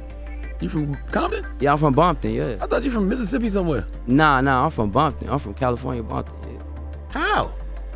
What you mean how? Where you from, South Carolina? Yeah. How you from there? I was born and raised there. Okay, believe that. And I don't know about you, but being embarrassed like this in real life after pretending to be a part of a set is egregious work. From there, the two even set up a boxing match where Mike Tyson promised to train Chris Brown, while Soulja Boy sought Floyd Mayweather Jr. for guidance. Unfortunately, the fight never happened in the ring as the two quietly stopped beefing. But it wasn't all about beef and capping for him at that time. See, while his beef with Chris was ongoing, Soulja Boy helped boost up an up-and-coming SoundCloud rapper named Famous Dex by releasing a collab song together inappropriately titled I Put Your Girl on a Molly. Despite the dark implications of the track's name, the song still racked up almost 2 million views since its release. And though these numbers were a far cry from Crank That, fans still appreciated how he managed to maintain relevance throughout the years, writing, Soulja Boy at the end of the day is a businessman, staying relevant and switching styles. Gangster rap wasn't a trend in the 2000s, dance rap was, so that's what he did. However, instead of writing whatever kind of rap was trending at the time, Soulja Boy fully leaned into becoming an entrepreneur with his newest venture into tech. You see, in 2018, Soulja Boy was proud to announce that he was going to release a console for gamers appropriately titled SouljaGame. The console claims to have 3,000 built-in games. Titles range from Neo games to Game Boy Advance, Game Boy Color, and 3 more consoles. 3,000 built-in games for a console sounds like a dream come true for gamers. I mean, having tons of games from different kinds of consoles over the years bundled into one has to have been a miracle, right? Well, not exactly. See, these consoles weren't exactly made by Soulja Boy and his manufacturers. In fact, most of them were actually straight out of bootleg Chinese warehouses and just jammed in as many games as possible into emulators. And if you still don't get it, Soulja Boy was literally drop shipping these items, buying them in bulk and slapping the SouljaGame console stickers on top of it to try and deceive some of his fans. And as you can imagine, video game reviewers and tech channels weren't so kind when it came to showcasing his console. But what you have here with all of these platforms was stolen software being mass-produced in some gray legal area that effectively tricks consumers into thinking they're getting something that they're actually not gonna get. So here's what another reviewer said after doing an in-depth look at the console. We have the X Pro 801. It comes with a controller that looks like a cheap third-party controller you get for a PlayStation 2 from Mad Catz. I got the console too, by the way, just in case you're curious. It's basically the same thing, except I'm pretty sure I think it runs even slower. While you could make the argument that Soulja Boy was just doing his part and was only trying to make gaming more accessible, when it comes to the pricing, it was clear that the rapper was only looking to make a profit off of the gullible victims. See, you could actually buy these types of emulators off of AliExpress for much cheaper, as some of them even go for as low as $50. So his decision to price them at nearly $100 was quite scummy. And once he started to see the backlash surrounding the console, Soulja then pulled out the race card, saying, I got my new video game, you know what I'm saying? They say that shit counterfeit as fuck too now. They always hate on the black entrepreneur. They'll give props to the Asians at Nintendo, the white people at Xbox, white people at PlayStation, but a black entrepreneur to come out with a rapper, the first rapper to come out with his own video game, they're gonna say it's counterfeit and it's this and that. They're gonna try to shit on me. But it gets worse from here. You see, the Nintendo games included were done illegally. So from their point of view, Soulja Boy had no right to package their games into his dropship consoles. Hilariously though, Soulja Boy was probably unaware of how thorough the Japanese game company was when it came to the illegal use of their property, because he later lashed out at them on Twitter, writing, if Nintendo was going to do something, they would have had the first day. My console not going anywhere, everything I'm doing is 100% legit, they mad and I'll keep getting richer. As well as taunting the billion-dollar game company by saying that they weren't going to do anything to him. Nintendo ain't going to do shit. The rapper later asked the people complaining as to why he was being targeted specifically, when there were others that were guilty of also doing so. Why y'all not bitching about the other companies selling consoles? Y'all don't want to see a black man get money, LMAO, trying to snitch on me, but I'm not doing nothing wrong. Haha, eat an eggplant. We're at 5 million in sales. However, lying about his consoles and acting tough wasn't going to do a thing, because Nintendo smelled blood in the water, and they weren't about to let him earn a single cent more off their games. As a result, Nintendo issued an impending lawsuit against him, which caused Soulja to stop selling the consoles altogether. He has since taken them down, presumably because of an impending lawsuit. It's wild how Soulja Boy never thought that he'd be in Nintendo's crosshairs for dropshipping emulators that play their games illegally. However, ruffling Nintendo's feathers wasn't the end of Soulja's antics and controversial history with gaming companies, as he also beefed with an OG American gaming company named Atari. See, he hopped on social media and claimed that he just became the owner of Atari, saying, We're gonna take Atari to the next level. Everybody go follow at Atari.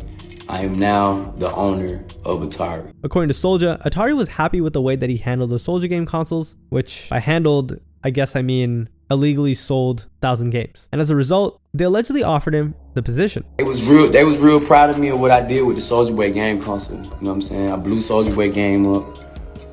We about to sell the company for like, was it 100? I think I'm gonna get 140 million. Embarrassingly enough, Atari was quick to shut him down and expose him for being a liar by uploading this tweet. We know that the CEO of Atari is a dream job, but that honor belongs to Wade Rosen. That's not one, but two video game companies that just exposed Soulja for capping. Now, it's no secret that Soulja Boy had been caught in countless lies over the years. Though some of them were nothing more than harmless lies, others were far more shady but never went that far. However, this next instance of him lying crosses into dangerous territory, as he allegedly took his lies a step further in court following accusations of battery and SA against a woman just this year. See, according to the victim's attorney, here's what the rapper allegedly did to her. He R-worded her and A-worded her. In other words, things got really physical with this woman, and I can't really describe the details because this is YouTube. He also told her, no one will love you, and she was allegedly locked in a room. The lawyer also showed text messages of Soulja sending her wild things such as, I hope you slow, F you, I hope you catch corona, as well as, I should have ended you. So where does Soulja's lies come into play here? Well, in the eyes of the lawyer, Soulja Boy was pleading ignorance while he was presented with hard evidence. He's owned up to nothing. Not one text message, not one photograph. He hasn't owned up to one thing that doesn't flatter him. And if that's not enough, he also accused them of faking his way out of the trial, calling them out for upping the ante on his choice of clothing and dressing himself up as quote-unquote nerd, to seem more innocent than he actually is. It was an act, a 4-week act with glasses and a suit. The actor being asked to buy, unfortunately, my client did buy it. So he used Soulja's mocking appearance as a way to curry favor from the jury, telling them, I ask you don't fall for the man sitting over there with fake glasses and trying to convince you that he's incapable of the bruises you've seen, the cuts you've seen, and the text messages sent. Now, if we're talking about cap rappers, we can't forget about Fat Joe. And while Fat Joe might be a cap rapper, when you talk about New York legends, it's impossible to leave him out of the conversation. Back in the golden age of hip-hop, Fat Joe emerged as one of the best rappers from the Bronx. With his Puerto Rican and Cuban roots, he became a key figure in the East Coast rap scene. And when Joe dropped Represent in 1993, it ultimately changed everything for him. You see, this album wasn't just another rap record. In fact, the album's single, Flojo, peaked at #1 on the Billboard Hot Rap Singles chart. Unfortunately though, over the years, fans finally picked up on his very sus and questionable behavior. And if there's one example of behavior that really exposed Joe's credibility, it's his wild, inconsistent stories and his tendency to dodge accountability. So let's get into it. One of the biggest pieces of criticism leveled at Fat Joe has been his unwavering support for Diddy.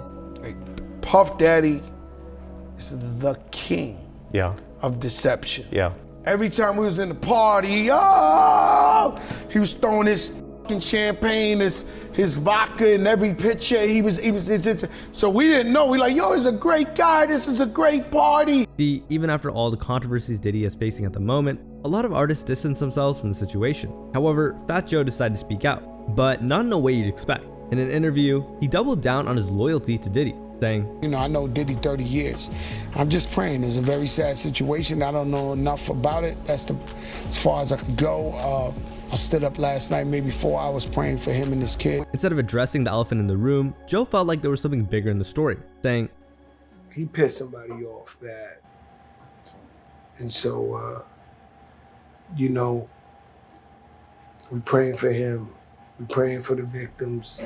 We're praying for his family, you know. You see, Joe admired Diddy. Puff was smarter than everybody.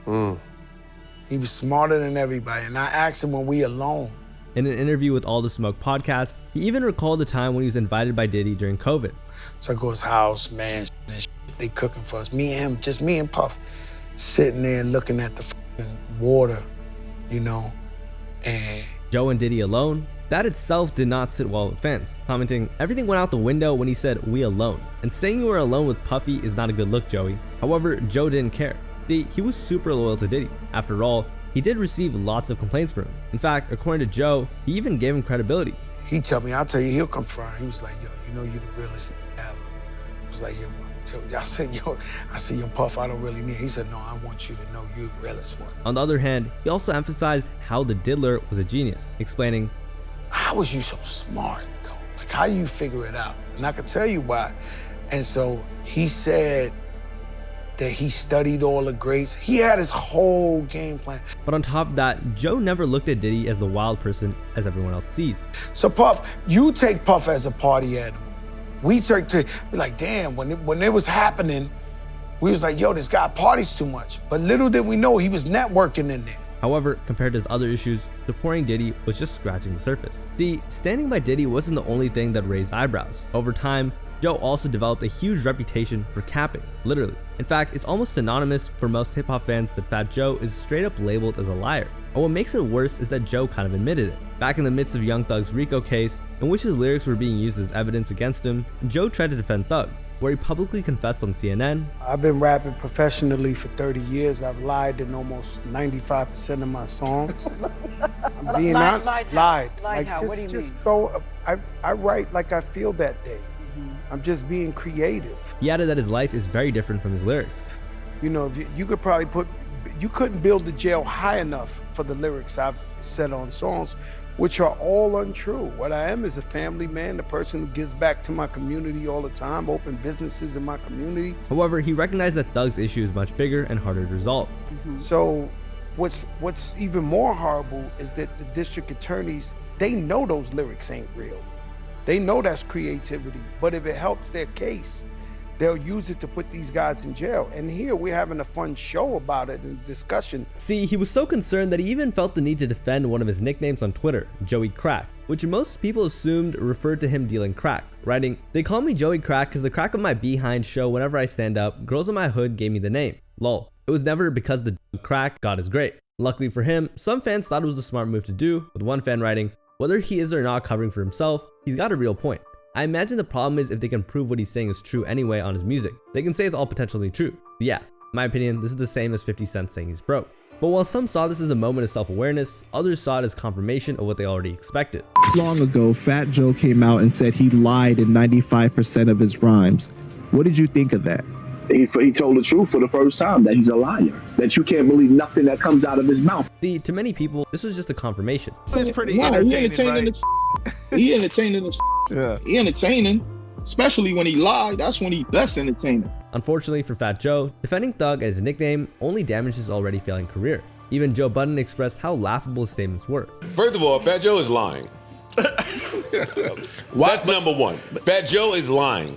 That is a lie. However, Fat Joe's lying is old news to them. See, Joe Budden's problem was not the statement itself, but why give the statements in the first place? He's at a stage in his life where he doesn't want to glorify dealing. Yeah. So he's making up a lie to clean it. That's smooth. But but don't do that, because nobody even said nothing. On top of that, Joe Budden and his crew would even laugh at Fat Joe's Joey Crack name. Back in the day, the homegirls, when he got up, his crack would be showing, so they used to always call him crack. Like plumber's crack? That's flip crack. That's possible.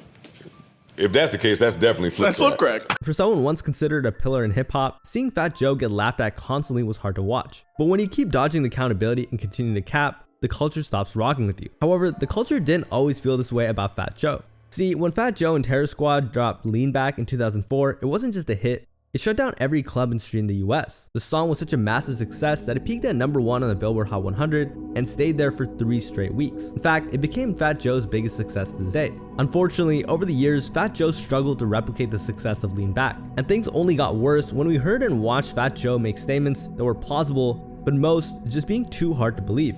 You see, in 2023, Fat Joe sat down with Cam Capone and told a story that surprisingly shocked the hip-hop community. According to Joe, he and Biggie Smalls had worked together back in the day. And we made a bunch of songs, you know what I'm saying? But when asked how many tracks they made, he only said, No, but a couple, not maybe 8 songs, 10 songs, you know, like that.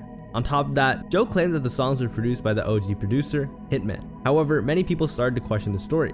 See, one of the issues was that there was no proof whatsoever that the two really collaborated. And when you asked Joe why the songs never saw the light of day, well, according to Joe, but they was like really disrespectful and hateful, and so he died and Tupac died, and it was like, yo, bro, you know what I mean? See, the songs they made were diss tracks to Tupac, and unfortunately, during that time, hip-hop had already lost the two legends.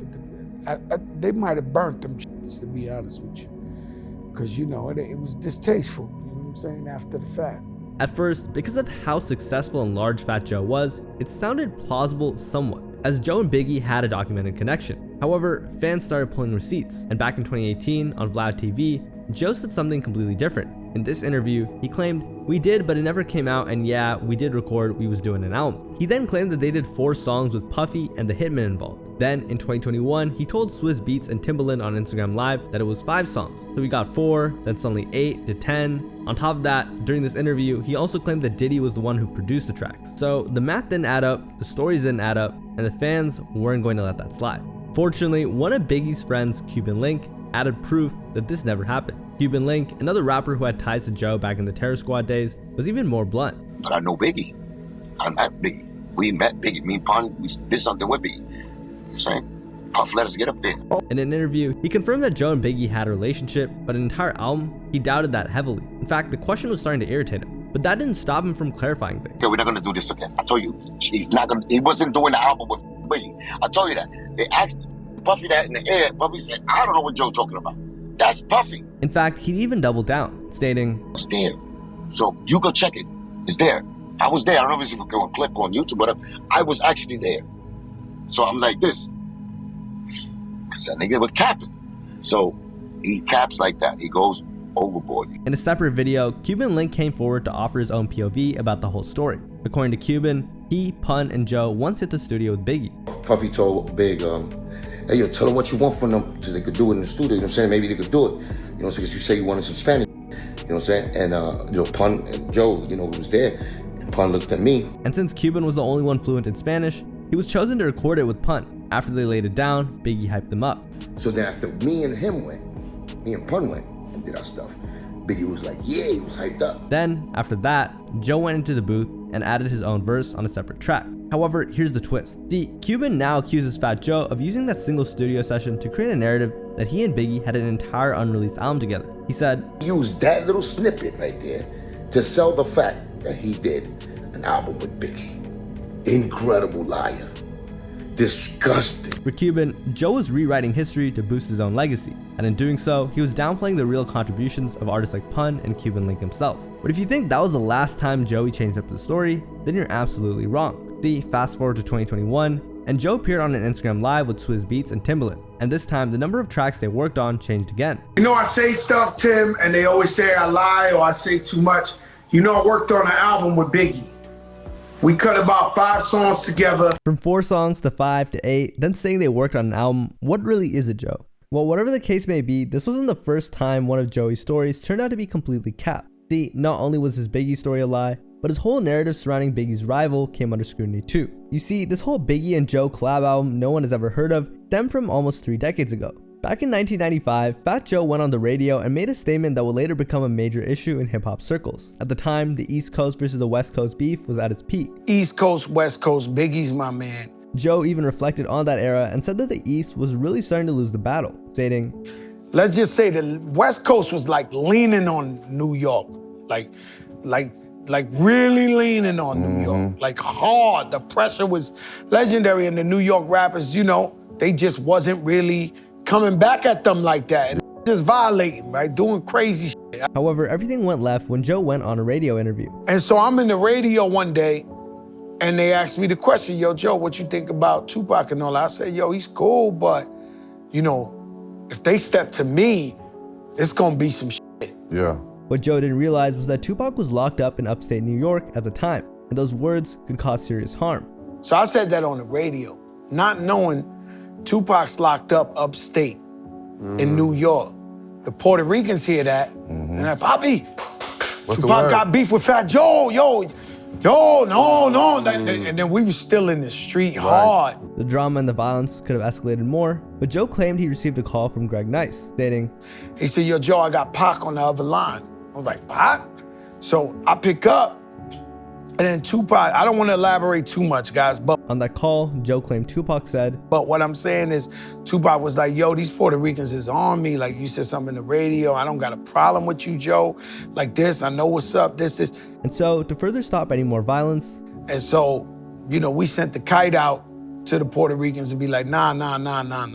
This ain't about that. Not on the strength of me, don't do that. And then they wound up being real tight with Tupac in there and holding them down in there. Years later, Fat Joe started making bold claims. See, now, he was not only cool with Tupac, but he allegedly had an entire album recorded with Biggie. But let's stop right there. See, that's a huge claim even for Fat Joe, because Biggie passed away in 1997, and unlike Tupac, Biggie didn't leave behind vaults of unreleased music. So if there was a Fat Joe and Biggie album in the stash, it would be monumental. Unfortunately, the truth of that claim started unraveling fast. Lil Cease, who's with Biggie nearly every day during the final years of his life, had no recollection of such a project ever being in the works. In a 2021 interview with Vlad TV, Cease said that Big was adamant about not engaging in full-on diss tracks against Pac. He made it clear that anyone who made one would be cut off. And as for Fat Joe, Cease simply said, I'm sure I was around for a lot of stuff, and I didn't hear none of that at all.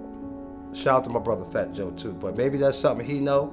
Maybe that's something I wasn't around for, but I didn't hear those records. At most, he remembered them possibly discussing working together, but that nothing actually came from it, stating, but him and Biggie was working on the album together, right? They was talking about working on some stuff, but I don't recall no records getting recorded. I never heard none of them. You know what I mean? So I can't speak on that, because I never heard the records. So how could Joe claim that they recorded 8 to 10 tracks together when someone as close to Biggie as Cease has no knowledge of it? Well, I'll let you come up with the answer. But that wasn't the only massive lie Fat Joe was caught in. In fact, there was one far more disrespectful and messed up, because it involved a dead member of his own crew. But to understand what happened, we have to go back to the 90s, when Fat Joe's career was flourishing. See, Fat Joe founded his own record label back in the early 90s as a way for him to put on for his people. Composed mainly by Latinos and black artists from the Bronx, Terror Squad was formed. And led by Fat Joe, the group signed with Atlantic Records in 1997. You know what I'm saying? We signed major record label deals with Atlantic Records. Right? Yep. You know what I'm saying? I'm like 20-something. They giving me $10 million to run my own company. You know, we did it. We made the dream come true. And after releasing his debut album, Joe used his momentum to build a crew that included artists like Cuban Link, Prospect, Armageddon, and most importantly, Big Pun. MTV Network, yours truly, Fat Joe, is in the place to be with the Terror Squad, Big Punisher, Armageddon. And during their time, Fat Joe had a great relationship with Big Pun. He saw Pun's pen game early and fought for him to get into the mainstream. And you know what? The gamble paid off. In 1998, Big Pun's Capital Punishment became the first solo Latino rap album to go platinum, which was a pretty historic moment in hip-hop, and it was all under Fat Joe's mentorship. So with that kind of achievement, Big Pun's success helped push the entire Terror Squad into the mainstream. However, the crew's story was far more than just a fairy tale, and with just one show, the crew almost lost all of its members. In an Instagram Live, Joe recalled the moment where things went south in just a blink of an eye. See, when Terror Squad performed at the Puerto Rican Day Parade in Bridgeport, Connecticut, initially everything was going great. In Connecticut, we went over there because of Pun. And because we trusted this guy. We went up there. We went up there because of Pun. Pun was the only guy that didn't go. In fact, according to Joe, they were even treated like kings thanks to the local kingpin in the area. However, things started to get messy when Cuban Link offered a woman a drink of Henny. You know, Cuban used to like to give out shots of Hennessy. He tried to give the girl a shot of Hennessy, and the dude said, "Yo, that's my girl. Don't offer her no drinks." Unfortunately, Cuban wasn't going to take no for an answer. And T-Pin was like, "Nah, it's just a drink. It's just a drink." So dude got mad. But what Cuban didn't realize was the woman was married to the Terminator. Estrada, completely obsessed with his wife, thought it as massive disrespect. It was like, yeah, the dude was like, "Yo, I guess you must not understand what I'm trying to tell you," and smacked the drink out of the T-Pin's hand. And that's how that started. And Cuban, instead of backing down, decided to take on the mobster himself. I think the T-Pin punched him. I think Cuban punched him in his face or something. He knocked him out. He knocked him out. He punched him in the face, knocked him out, and set everything off. And just like that, their night of partying became extremely dangerous. Now we go from Puerto Rican Parade, we just performed, to 5,000 guys in the club jumping us.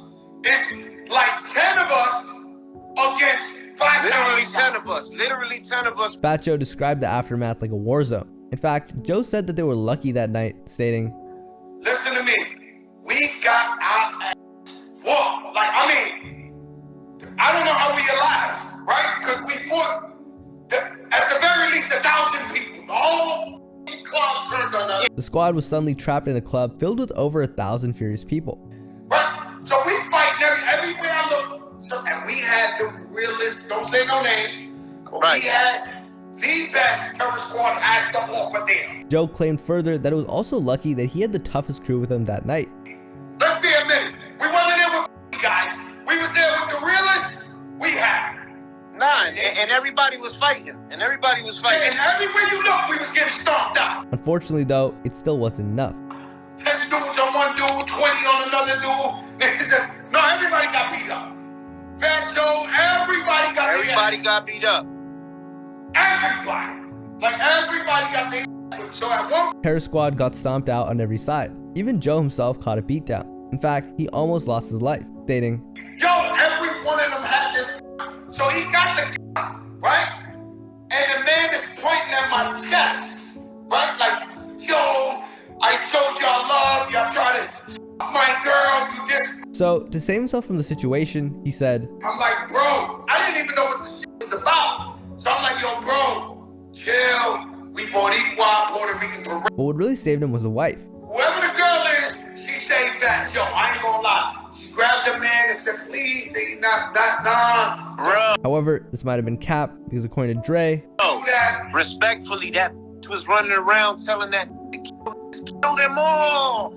Kill them. I swear to God, that was running around. the only reason they made it out alive, one of their affiliates stood in the trunk of the car, pulling out a silver handgun like it was a movie scene. The squad formed a desperate line behind Raul. The whole line, it's like all 8 of us is on line where Raul's 22 and, you know, staying on the line. Raul's trying to hold us down and say. On top of that, the two recall that in their getaway, they managed to carjack not one, but 2 cars. Carjacked 2 dudes. We had to carjack 2 dudes. We carjacked 2 cars.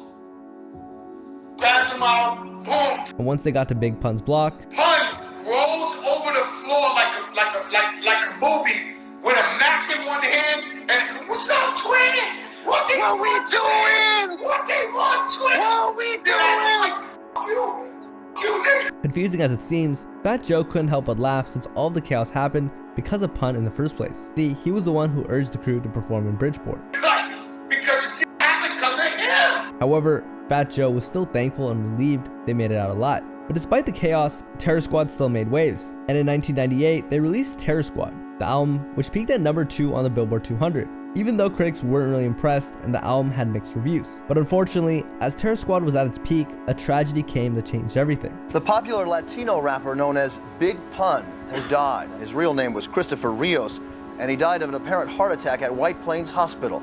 He was only 27. See, Big Pun's health was always a concern, and it spiraled out of control. People tried to help Pun when he went into weight loss camp. However, according to Joe, this only made things worse. On top of that, Joe claimed that another reason why Big Pun struggled to lose weight was because of his ego. See, back then, Pun was at the top of his game, and he felt that it was embarrassing for him to go to a hospital to get checked out since he didn't want people looking at him or shaming him. Sadly, between 1998 and 1999, his weight nearly doubled, hitting an unbelievable 800 pounds. And while he used his size as part of his image, even joking about it in rhymes, on February 8th of 2000, the hip-hop scene lost Big Pun. His death devastated the Bronx. A mural was painted in his honor, fellow rappers grieved publicly, but what about Fat Joe? Well, he later admitted that Pun's passing was very difficult to deal with. When Pun passed away, I went through depression.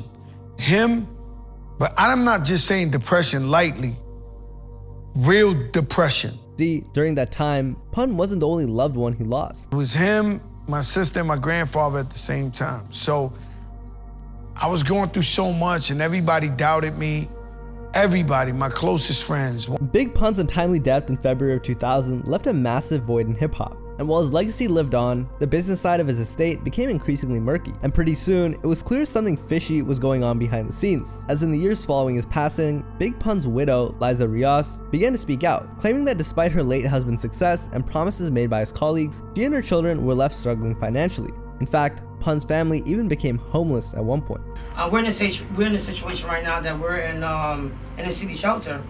So basically, it's been very hard for them to transition, you know, and dealing with it. But why was that? Pun's career was a massive success. Surely Pun couldn't have left them without money, right? Well, it turns out... Basically after Pun passed, I didn't really receive a lot of money. I received some money from the from publishing, but I received exactly $116,000 something for publishing. See, once the checks stopped coming, it was hard for her to pay for the house Pun left her with. And the house I was paying mortgage for, which was my husband that he bought the house, it wasn't paid out.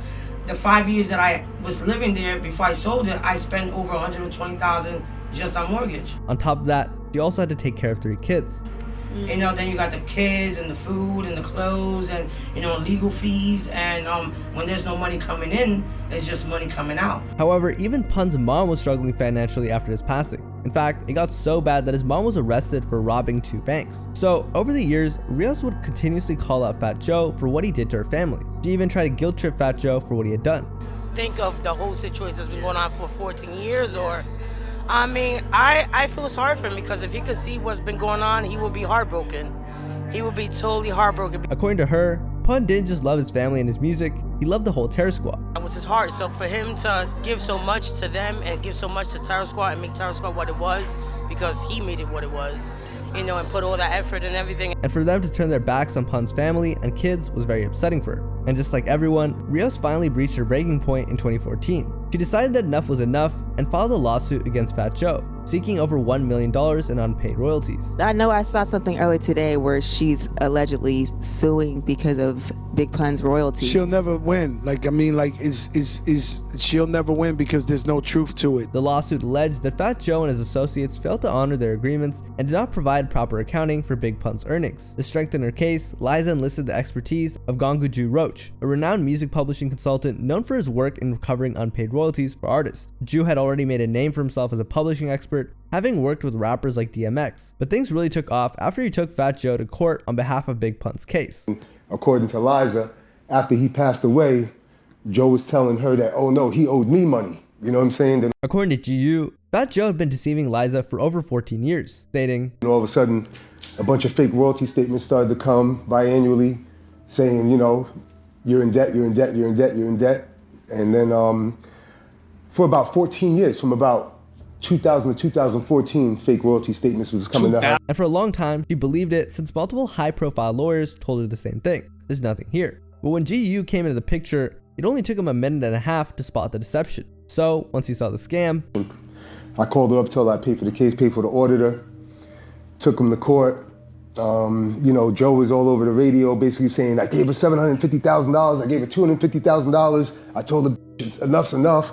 Everybody bought it and believed it. However, it was also unfair that Fat Joe was going around radio stations painting himself as the hero. Platform, he could call Envy or all these other people and go in their radio station and be like, look, she's lying, and you know, she can't do the same thing, you know what I'm saying? So everybody was like DMing her, get a job, he got you money for a hair salon, all this stuff. It was all lies. And while Fat Joe publicly boasted about giving Liza money, GU exposed it as all a lie. During mediation, Fat Joe admitted that he never gave Liza Rios a single dollar in his life. However, the scheme wasn't pulled off alone. Joe's publisher at the time allegedly teamed up with him to flood Liza with falsified royalty statements. In court, GU and his team found millions in missing royalties, stating 2.3 in the discovery, but it was more money than that because when Jelly Bean gave the statements, it would go from like, say like there's page 1 to 200, and then there'd be 200 pages missing. There'd be pages 201 to page 399 are missing. So there's like 199 pages missing. Then it goes back at 400. However, after 2 years of legal proceedings, the two camps would finally reach an agreement.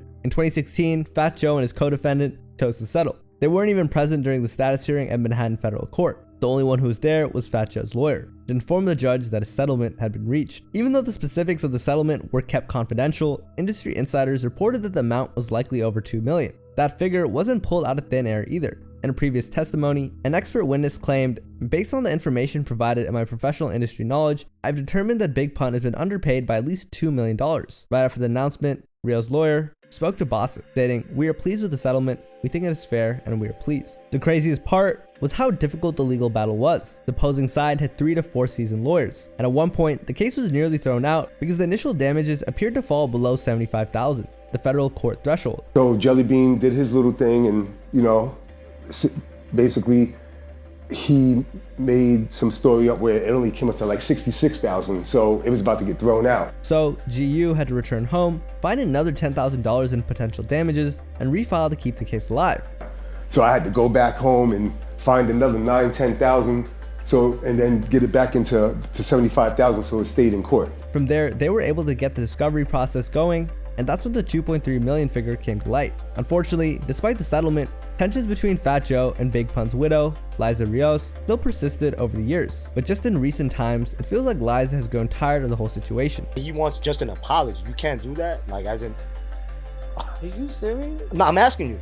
Why would I give him an apology after what he put my family through and what he did legally? Once the interview shifted to Joe, you can clearly see that her whole mood changed. Was it legally? Like, how? You know what? Can we stop this for a second? Yeah. I'm leaving this interview. What? Because this is like a whole Fat Joe situation. As she walked out, she explained, no. Yeah, I'm good. I'm good off of this. I'm not comfortable, and I'm leaving this interview. You're not gonna put me in a situation where now I'm gonna be recorded and this is gonna go everywhere, and you come in and holler this whole Fat Joe stuff. See, she didn't appreciate the interviewer's attitude and the joking manner in which he was talking about her family struggles. And just like that, Rios refused to come back on set. Like his rights. That's my godly right. You know what I'm saying? Right. I'm not doing none of that. You know what I'm saying? And like, I won't. Nah, I'm good. However, what was even worse was that nobody stood up for her. According to GU, she got zero support. Yeah. You know what I'm saying? She got zero support. There was nobody there for her. Oh well. Instead of Pun's closest friends, you'd be surprised by the people who checked up on her. I think DMX might have talked to her a couple of times, you know, but not to like give any money. She wasn't expecting that, but like, you know. He added that it wasn't just DMX that tried to connect with Liza. She might have spoke to 1 or 2 people, you know, and said, oh, I see what you're going through or something like that. I think Little Kim might have reached out to her one time or something like that. But the people who were Pun's friends were silent, as none of them had the courage to stand up to Joe. They just let him lie and fans didn't notice. Even though she got vindicated through court, nobody reaches out to her. You know what I'm saying? Say, oh, my bad, or I see what happened, or anything like that. And what's even sadder was that Pun's close friend and Drink Champs host Noor sided with Fat Joe throughout this whole debacle. Pun's wife claimed that he and Noor were good back in the days. Years ago, Nori come to the house, he was cool and everything. However, he had been heavily influenced by Fat Joe for years and even refused to help with a benefit concert for Pun because of Joe. And then there was a time where when Pun had passed away, I had got a deal with some white company that was trying to do a show like for a not-for-profit, like raise money for like a not-for-profit for Pun. and I was doing a show. Other artists also initially declined. And the show was in Puerto Rico, and we asked Nori rocked a lot of artists, and all the artists said no. And I thought Nori was like, oh, I can because, you know, punk because of Joe, you know what I'm saying? And I was like, oh. But DMX came through despite a warning call allegedly telling him not to participate. May God rest his soul. He told me in Puerto Rico, he said, you know I got that phone call, right? You know I got that phone call not to come and with you. DMX confirmed to Liza in Puerto Rico that someone tried to stop him from performing, stating, Pun was his man's, you know what I'm saying? He had a lot of love for Pun, and basically he spit some of God's scriptures, and he said that he was gonna come through because. She also added that DMX was the only artist who stood up for them during the time no one wanted to help them. But on top of rumors, Nor even gave Joe a platform to tell his lies, interviewing him on his popular podcast, Drink Champs. During the interview, Fat Joe recalled the time someone hit him up to do a Big Pun movie. And of course, it wouldn't be a Big Pun movie without Fat Joe. So Joe said he'd do it on one condition. Tell his wife, I don't want no money, I'll do the movie. Admit that Fat Joe never took $1 from you, never robbed you, never did it, because she knows the truth. They know the truth. And Nor was there to back up his claims. Just admit it publicly, Instagram, yo, you know this. Yeah. Why are you asking me? See, in Fat Joe's story, he never did anything wrong. Say the truth. I'm like, say the truth. Right. You made a mistake. You lied to people. You said Fat Joe robbed you, took advantage of your family. Truth is, he looked out for you. According to him, gave you everything, gave you money, made you know. Let's say the truth. You know what I mean? Oh, I can't do that. Also, when we can't do a movie. See, Nor could have been involved in the suit for spreading misinformation, because in another interview, he would continue to defend Fat Joe in the issue. Joe wants that apology.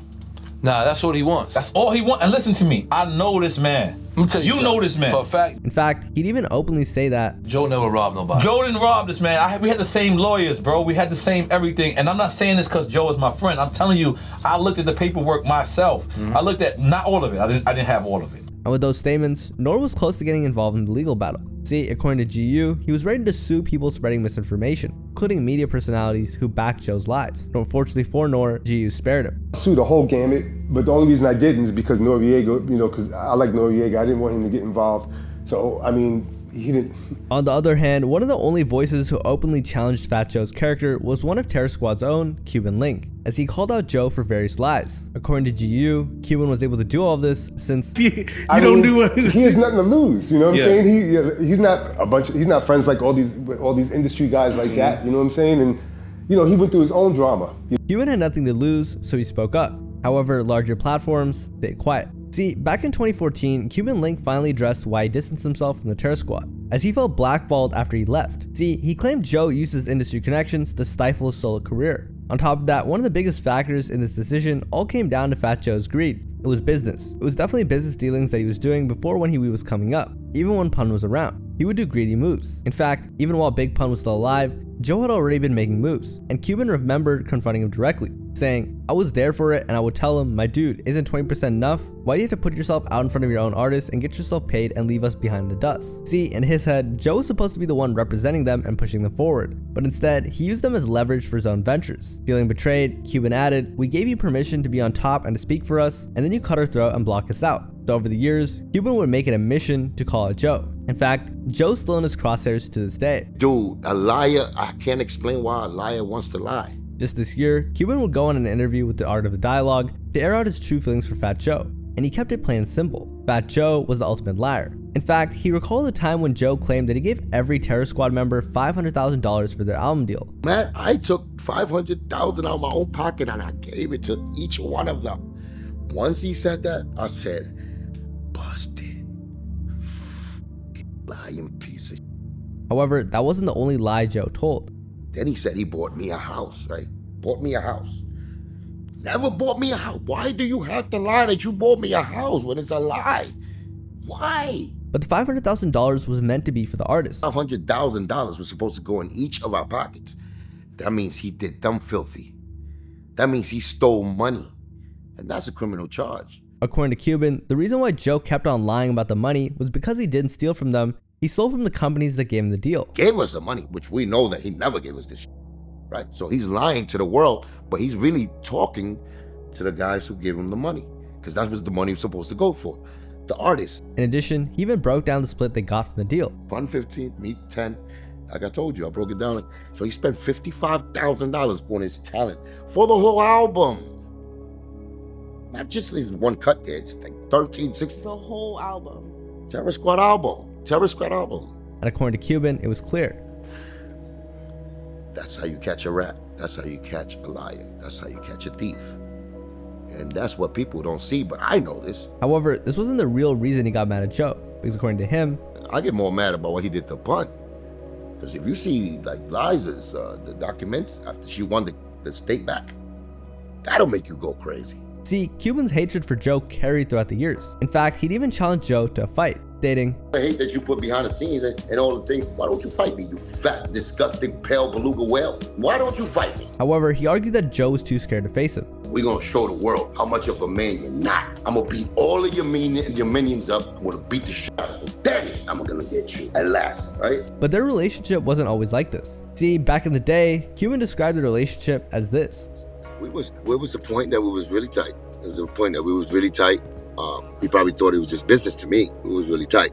I'm saying that was my brother. So it looks like Terror Squad isn't going to reunite anytime soon. See, when Pun passed, Terror Squad was lost. Without Pun, the crew was directionless. And while Fat Joe tried to hold it together, the issues began to form immediately. As that year, 3 members left the group in just over a year. And instead of rebuilding the group, Joe focused more on his solo career and pushed the group to the back. And I can't lie, it worked. Right after the breakup of Terror Squad, Fat Joe dropped Make It Rain featuring Lil Wayne. Fortunately, this song was a huge success, peaking at number 13 on the Billboard Hot 100 and becoming one of the biggest club bangers of that year. To fans, it seemed like Fat Joe was going to make a real comeback. But of course, that never happened. But you know what did take place? Fat Joe's lies. You see, fast forward to 2022, and Fat Joe got exposed again. See, during this time, Joe was so desperate to stay relevant that he tried to rewrite history in plain sight. Because in another attempt to take all the glory, Joe claimed, I took this made sure that they played it. They wasn't never gonna play it. 6 months later, he was rich. Pitbull, I took his demo and got him signed.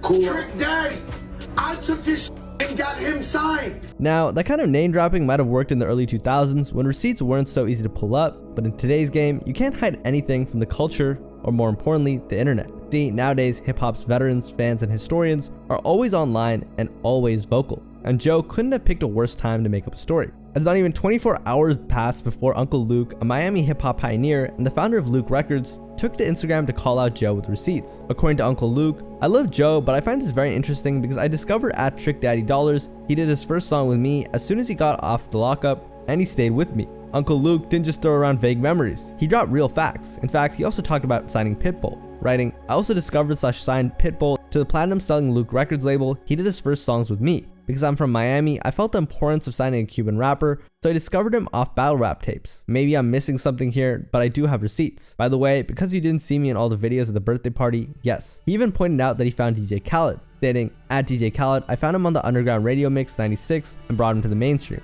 Then came another witness. As if Luke's word wasn't enough, NFL Hall of Famer Deion Sanders stepped in to support Uncle Luke's claims, commenting, tell them, hero. Sometimes they forget. Luke always been that dude. He was one of my heroes and still is. Y'all have no idea what this man fought for. The music you listen to today is because of the heart and conviction and his willingness to fight for what he believed. And just like that, he wasn't just being pressed by hip-hop royalty, now even sports legends were at his neck. So what did he do? Well, he tried to spin his stories even more. Because instead of taking the L and clarifying the statement, Joe decided to save face on his claims. On Instagram Live with Uncle Luke himself. In the video, he was actually proud and kind of getting arrogant about his stories. Luke discovered Miami. Luke is an icon, living legend. He created the sound of Miami. He put everybody on. See, in this news story, he explained that he never fully discovered Trick Daddy. Instead, he helped Trick get signed. However, according to Joe, not even Trick Daddy knew this happened. I got to New York. I sat down in the office with Craig Cowman, who's still the boss of Atlantic, but I took the demo of Trick Daddy. I put it on his desk. I said, you need to sign this guy. He's the next guy. In Joe's defense, he didn't exactly say he discovered the two artists. Now, I know you discovered Trick. I know you discovered Pitbull. I never said I discovered them. All he was saying was that he took Trick Daddy's demo out of love for hip-hop, and then he got a call 2 days later stating Trick was just signed. But then came Trick Daddy himself, and he didn't just respond. See, he broke it down in a way that made Joe's story look even more ridiculous. He stated that the cultural divide at the time made Joe's story flat out impossible. There was no Southern artists that were doing any kind of work or any affiliation with the East Coast rappers because they didn't look at us. You know, they say that they didn't mecca of the music game at all. So for Fat Joe to say that he discovered Trick was insanely out of pocket, and I have no idea how he thought anybody would believe it. So for me to think that somebody from the East Coast was going to get a brother from the South, let alone Miami, and take his music and go get him a deal with no points, no screens attached, no nothing, that I don't see that happening then nor now.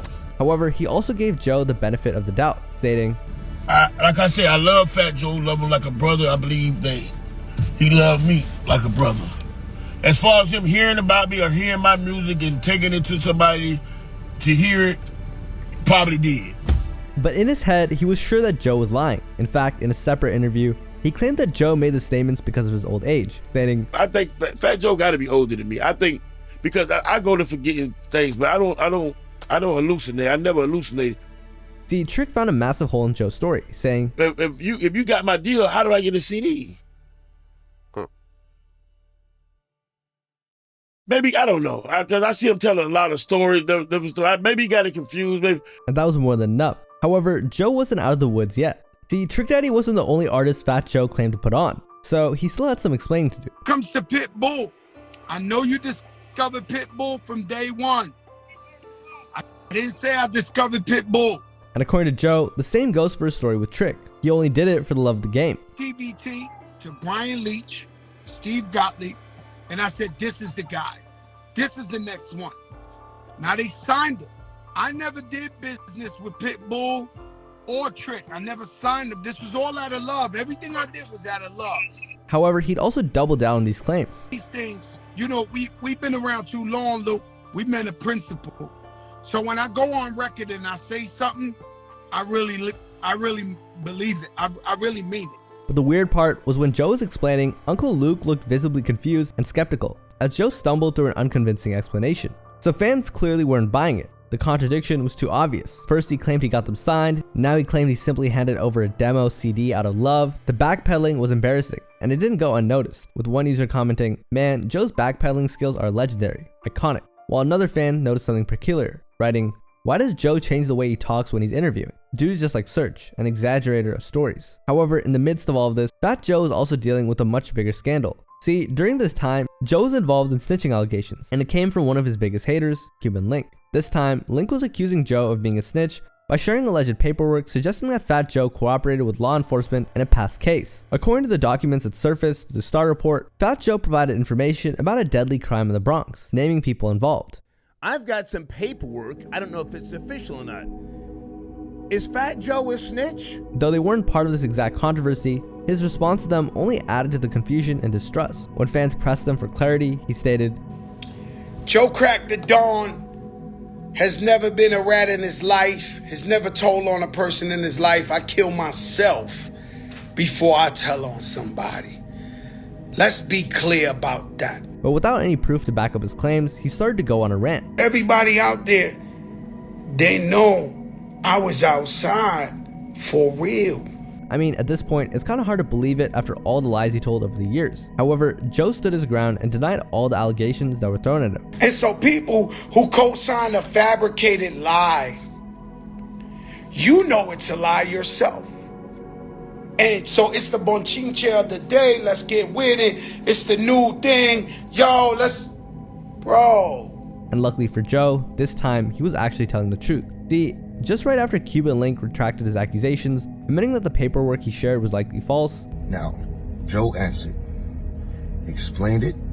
He said he put his life on it, just like I said I would do. I gave time. The other side has not responded, which made me believe that Fat Joe's telling the truth. He acknowledged that the documents originated from a weird source, and upon further investigation, he concluded, so the paperwork, to me right now as it stands, is fugazi. I'm glad that I did not get put on by no fake rat. And this is a big thing, especially since Link was one of the biggest critics of Joe. So for him to come out and say that he sided with Joe was a big win for the Cap rapper. Fat Joe was telling the truth, man. So he's not a rat, he's not a snitch, paperwork is fake. That's how I stand on it. That's what all I want to say about it is that. While Fat Joe might have been known for capping, among the many stories he tried to rewrite, there's one thing that can't be erased, and that was his beef with 50 Cent. See, this wasn't just a minor battle, it was a war that nearly lasted for a decade. Back in the early 2000s, 50 Cent was on an unstoppable run. Fresh off the mega success of Get Rich or Die Trying, he boldly declared himself the king of New York. However, this aggressive style rubbed a lot of his peers the wrong way, and Fat Joe was one of the many New York veterans who took offense. But things didn't officially get ugly until October of 2004 when Ja Rule released New York featuring Fat Joe and Jadakiss. And as for 50, who had an ongoing beef with Ja Rule, this was an unforgivable move. See, Joe had picked a side, and 50 wasted no time clapping back. So in response, 50 released Piggy Bank. The track took aim at multiple artists, including Fat Joe, and mocked his appearance and questioned his credibility. Fat Joe responded back with My Fofo, rapping, "Stir it up and he won't come out. Is it me or Candy Shop? Sound like a magic stick." So Joe was out for blood, and he didn't hesitate to name drop 50 throughout the song. And by February of 2005, things escalated live on air. 50 Cent called into DJ K-Slay's show on Hot 97, trashing Joe and questioning his toughness. You know what I'm saying? Like on a one-on-one tip, like whatever. On that note, like you don't really want to do that. You know what I'm saying? You want to just break the verse. You know what I'm saying? And just keep it there. However, Joe wasn't going to let that slide, so he responded almost instantly, calling in to air out his own feelings and fired back with more insults. Tell me where to meet you. I'll walk down there one deep and I will knock you out. It's simple. It's so simple because at the end of the day, he ain't built like that. So when he look at Joe Crack eyes, he ain't gonna want it like that. But the feud reached a new peak at the 2005 VMAs. During his speech, Fat Joe made a not-so-subtle dig at the whole G-Unit crew when he presented an award, stating, "I like to tell the people home, I feel so safe tonight with all this police protection courtesy of G-Unit. And the winner is Missy Elliott featuring Sierra and Fat Man Scoop." However, 50 being 50, clapped back later during his own performance. Here, he'd fire back live on air, cursing Joe out in front of millions of viewers.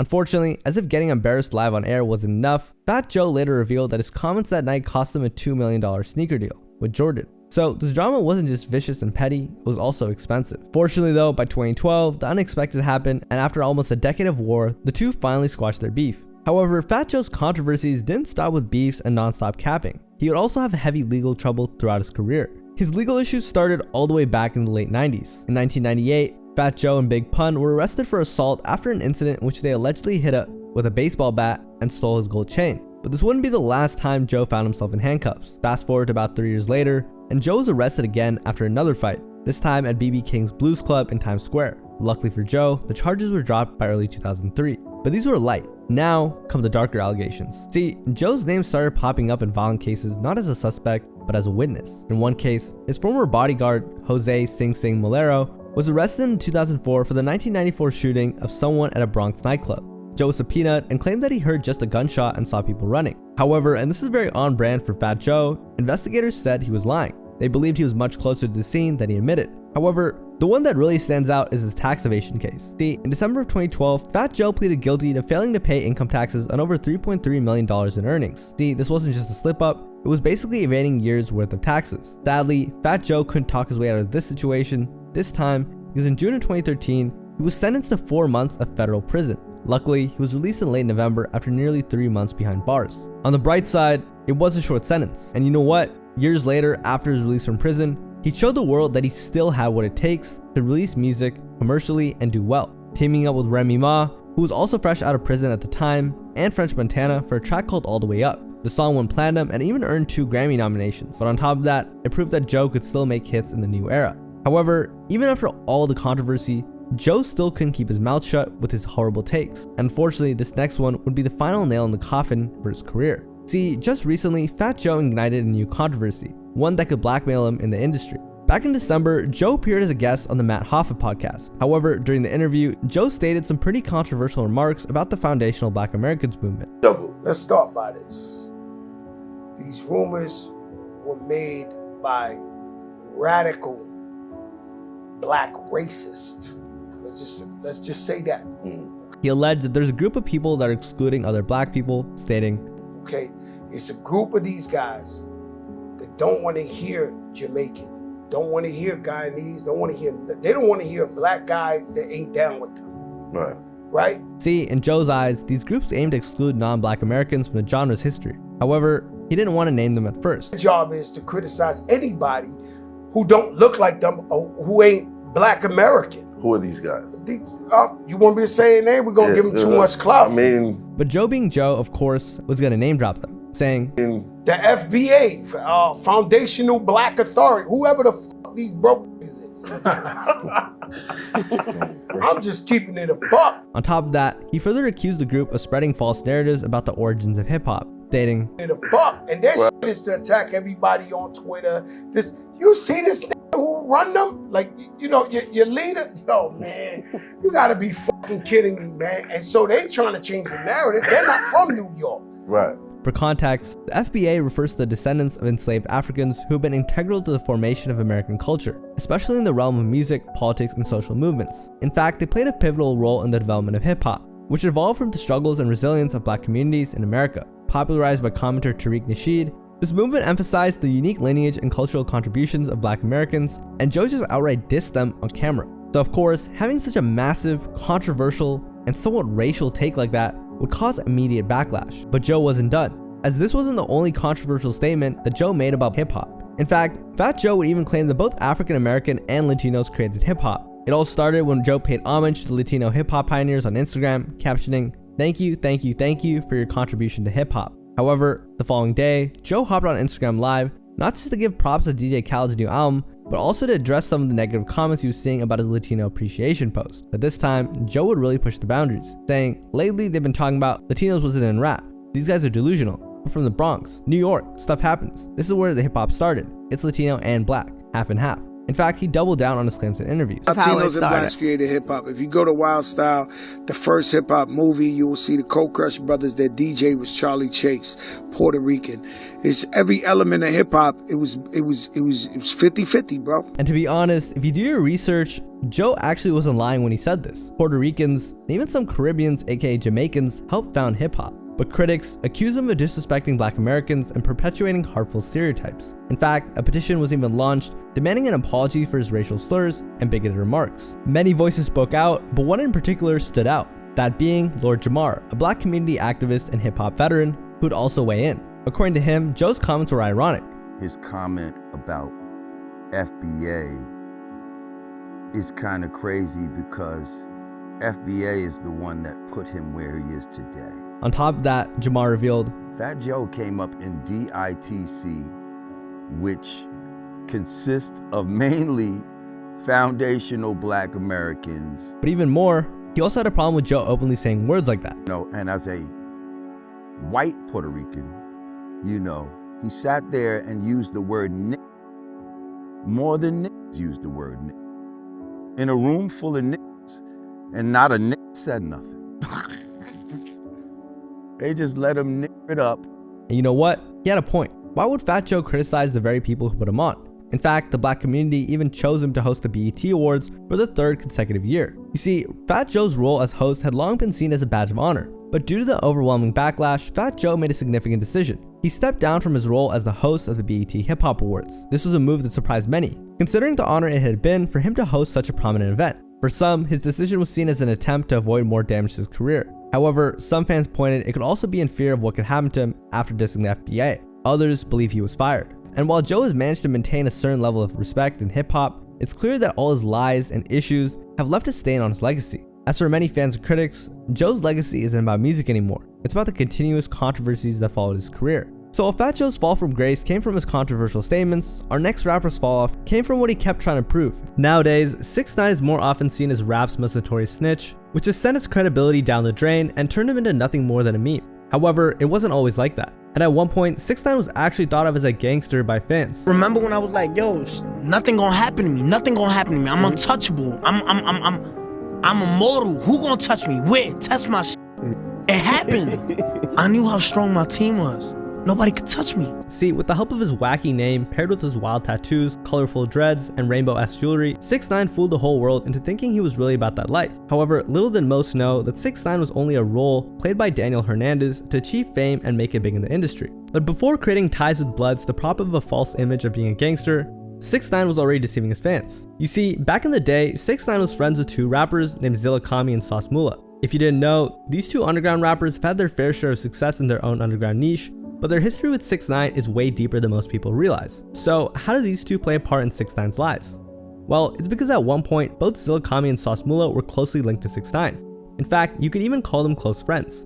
Their ties ran so deep that Zilla Kami actually started to write 6ix9ine's lyrics. But it wasn't just rhymes and raps that 6ix9ine needed the two for. It was also because of their well-known gang affiliations. See, 6ix9ine knew that he had to associate himself with them if he wanted to be taken seriously as a rapper with a hard image. And with Sauce Moolah's ties to the Bloods, 6ix9ine immediately saw this as a huge deal for his own career. But you know what's crazier? It's that he was actually previously affiliated with the Crips before this. However, gang connections and acting hard wasn't the only thing that piqued 6ix9ine's interest, because he also drew heavy inspiration from Zilla Kami and Sauce. Not only with the way they made music, but also with how the duo dressed and looked. When you first take a look at Sauce Moolah, you'd probably think that he looks like a knockoff version of 6ix9ine, but in reality, it's actually the other way around. You see, Sauce Moolah was everything that 6ix9ine wanted to become. He had close gang ties, he was one of the first underground rappers to fully commit to face tats, embraced the colorful aesthetic with rainbow grills and dreads, and had the iconic aggressive screaming delivery that 6ix9ine is more known for today. In other words, 6ix9ine took Zilla Kami and Sauce Moolah's sound and aesthetic and turned it into his own, popularizing it for mainstream hip-hop fans all around the world, especially after he released his first breakout hit, Gummo. Of course, to say that the song put 6ix9ine on the map would be a crazy understatement, because this track would become one of his biggest hits in his music catalog. In fact, the music video for Gummo racked up 500 million streams on YouTube and even peaked at the 12th spot in Billboard's Hot 100. Not only that, it was also certified gold by RIAA and went double platinum after selling 2 million copies. But the wildest part is that this beat wasn't even his to rap on in the first place. It was actually produced by Pierre Bourne, a well-known producer who worked with Cardi, Uzi, and many more. This beat was sent to Trippie Redd, who later gave the beat to 6ix9ine, and we all know how that turned out. However, while Gummo helped skyrocket 6ix9ine's career to greater heights, it ended up being both a blessing and a curse. But we'll get to that later. See, it wasn't all good news for 6ix9ine, because after he finally achieved the success that he desperately wanted over the years, would soon come crashing down, as he was later arrested by authorities for quote-unquote messing with someone who wasn't exactly of age. What the truth is. Okay. So basically, so I was 17 years old. You know what I'm saying? I was 17 years old. This literally like... When asked why he pled guilty for the crime, 6ix9ine had this to say. You pled guilty, right? I pled guilty like this quick, blood. Why?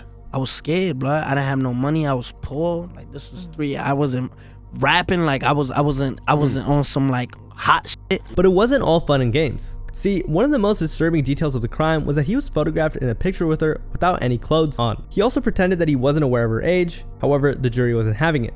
They were 100% keen on registering him as an offender. And if you're someone like 6ix9ine, who was on the cusp of rap superstardom, you had to do everything in your power to avoid being labeled as such. So, 6ix9ine made the decision to plead guilty. According to reports, under the conditions of the plea deal over the original crime, he agreed not to commit another offense for 2 years so that he wouldn't have to register as an offender. So even though he dodged a major bullet with the whole offender fiasco, he still had to do the time. However, luckily for him, he was bailed out by his friends, Sauce Moolah and Zilla Kami. Unfortunately for 6ix9ine, their relationship wouldn't stay that way for long, as there were rumors that he allegedly tried to steal their belongings. In other words, stealing their whole flow, style, and overall aesthetic wasn't enough. But while the duo was fine with that, literally stealing from them was the last straw for the two. Not to mention the crazy allegations that 6ix9ine was facing only made sense for them to distance themselves, as he was now a brand risk. This caused Zilla Kami to make it clear that he was done associating himself with 6ix9ine. You guys have like a short little run together, or were you guys boys for a while? Nah, that was like a short run.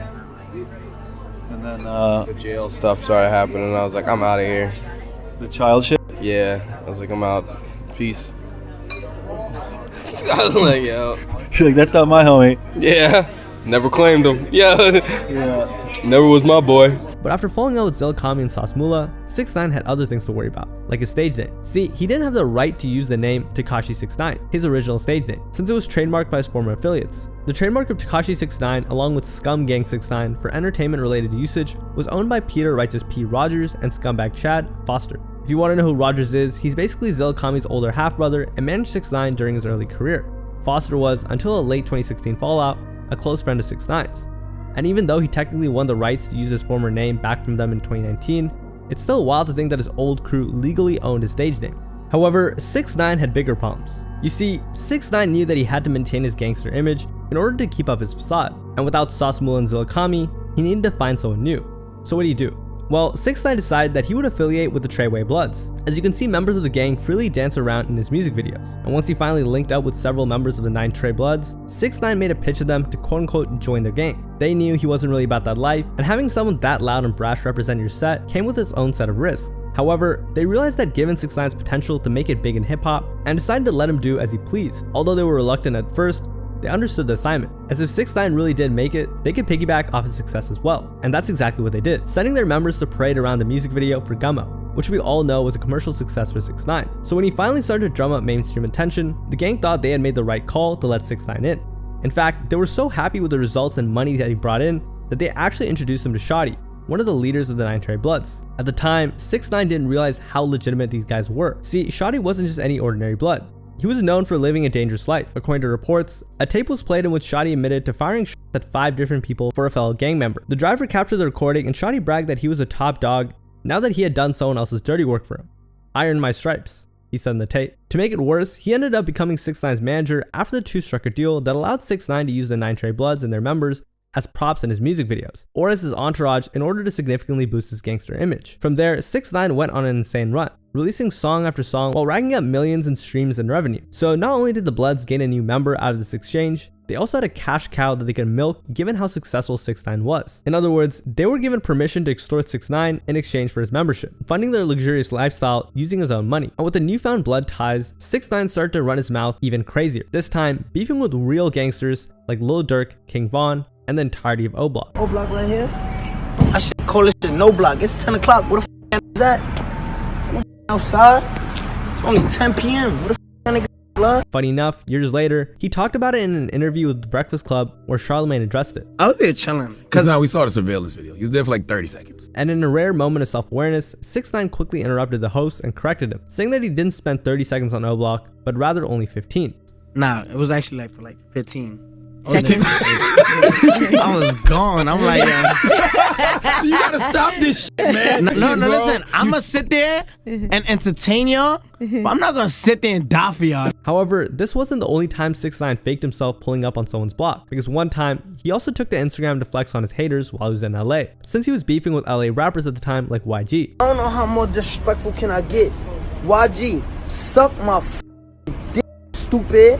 Your last single before your album came out had 4 major artists on it. You had 2 Chainz, you had Big Sean, and you had Nicki Minaj. And you supposed to blow me out of the water. How my record doing better than your shit? You a whole bum out here. Stop going on radio stations trying to promote your album mentioning my name. That shit is a dub. You a dummy, like a big ass dummy. Now, you're probably thinking, damn, 6ix9ine's really brave for calling them out like that, especially on their home turf, right? Well, here's the thing. It was later revealed that he wasn't even in LA at all. According to hip-hop media journalist Damas Live News, he did some research and managed to expose 6ix9ine's lies.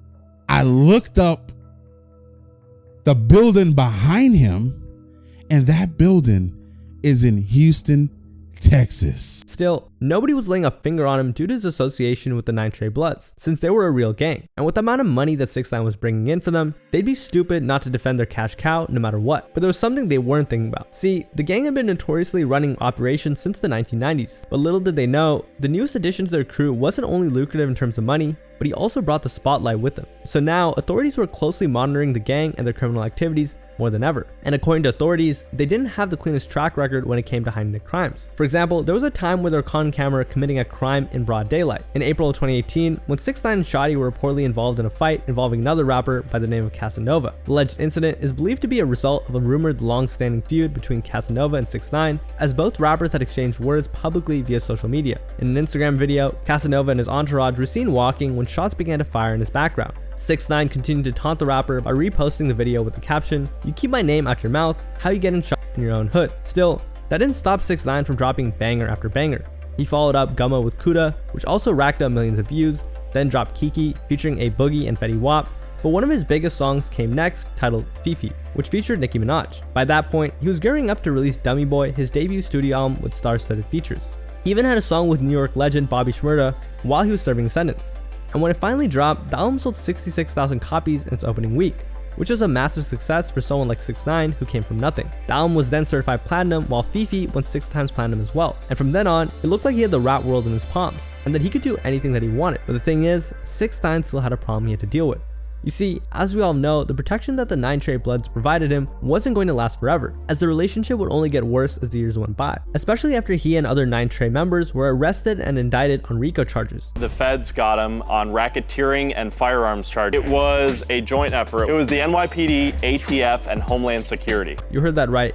It took a joint effort by the New York City Police Department, Homeland Security, and the bureau responsible for firearms and explosives to put them behind bars. But it did happen. It was a full federal sweep which 6ix9ine couldn't run away from. To make matters worse, this included his then manager and Treyway gang leader, Shotti. You see, the decision to make this arrest wasn't some spur-of-the-moment operation by the authorities. They were waiting for the 9 Trey Bloods to rack up enough crimes so they could prosecute them with enough evidence. But for 6ix9ine, the situation got even more dire from here, because the night after he was detained at the Brooklyn Detention Center, he was allegedly confronted by several inmates repping the Crips. So the cops had to intervene and transfer him to another facility to stop the Crips from capping him in jail. Of course, he tried to argue in court that everything he did during his time with Treyway was only played up with the camera, with his lawyers saying that 6ix9ine was completely innocent of all charges being brought against him. An entertainer who promotes a gangster image to promote his music videos does not make him a member of an enterprise. To make this crazier, they found out that the Bloods were guilty for masterminding a plan to carry out a hit against Chicago rapper Chief Keef for $20,000. And that's not all, because they're charged with a lot more as well. So, after realizing that there's no other play left for him, 6ix9ine changed his statement and later pleaded guilty to all 9 charges against him. He promised to cooperate with prosecutors and authorities to uncover all kinds of details they missed. In short, he was a rat. In one of the court hearings, Shotti was later heard screaming, "We don't fold, we don't bend, we don't break. It's Treyway." But little did he know, 6ix9ine had other plans. And when news broke out that 6ix9ine snitched on his beloved gang, the internet had a field day, clowning him for acting hard on camera only to end up folding and eventually ratting. Even Snoop Dogg made fun of him, uploading this meme on Instagram that says, "As we watch 6ix9ine or whatever his name is snitch on everyone, I invite you to remember Martha Stewart snitched on no one's soul during her trial." He basically said that an inside trader like Martha Stewart was more gangster than someone like 6ix9ine because she never snitched. What's even crazier is that he easily ratted out some of the same senior members of 9 Trey effortlessly, considering they were the same people who protected him from getting checked in public. You see, for someone who tried to prop himself up as a tough rapper, his snitching was a huge blow to his reputation. After all, he always carried himself as a real member of the Bloods and constantly asked his ops to test his gangster no matter where he was. On my interview, I said, "You see me, pop on me. If you see me, test my gangster." But once the aftermath of his snitching scandal spread, there was no longer any reason to test his gangster, because in the eyes of fans, he was anything but that. But it also turns out things were much worse behind the scenes. Do you remember how 6ix9ine linked up with the 9 Treys for protection and to boost his gangster image? Well, his relationship with Shotti's gang turned out to not actually be that tight. See, one time, 6ix9ine allegedly had a payout of almost $4 million for doing consecutive shows.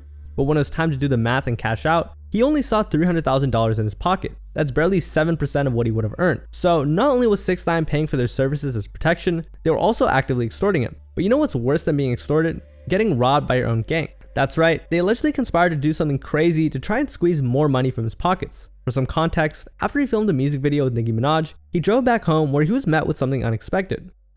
When he got to the driveway, another car pulled up, blocked his driveway. They're saying that 3 men got out of the car, grabbed Tekashi, pistol whipped him, and knocked him out. Then the next thing you know, he was in the backseat of somebody's car. They were driving around telling him if they didn't give him what they wanted, that they were going to kill him, which is money and jewelry. The suspects weren't satisfied with just taking the money and jewelry that he had on him. The gangsters also forced 6ix9ine to lead them to his home, where they stole even more stacks of cash from him. The gunmen pulled up to Tekashi's home. 2 of them made their way inside the house.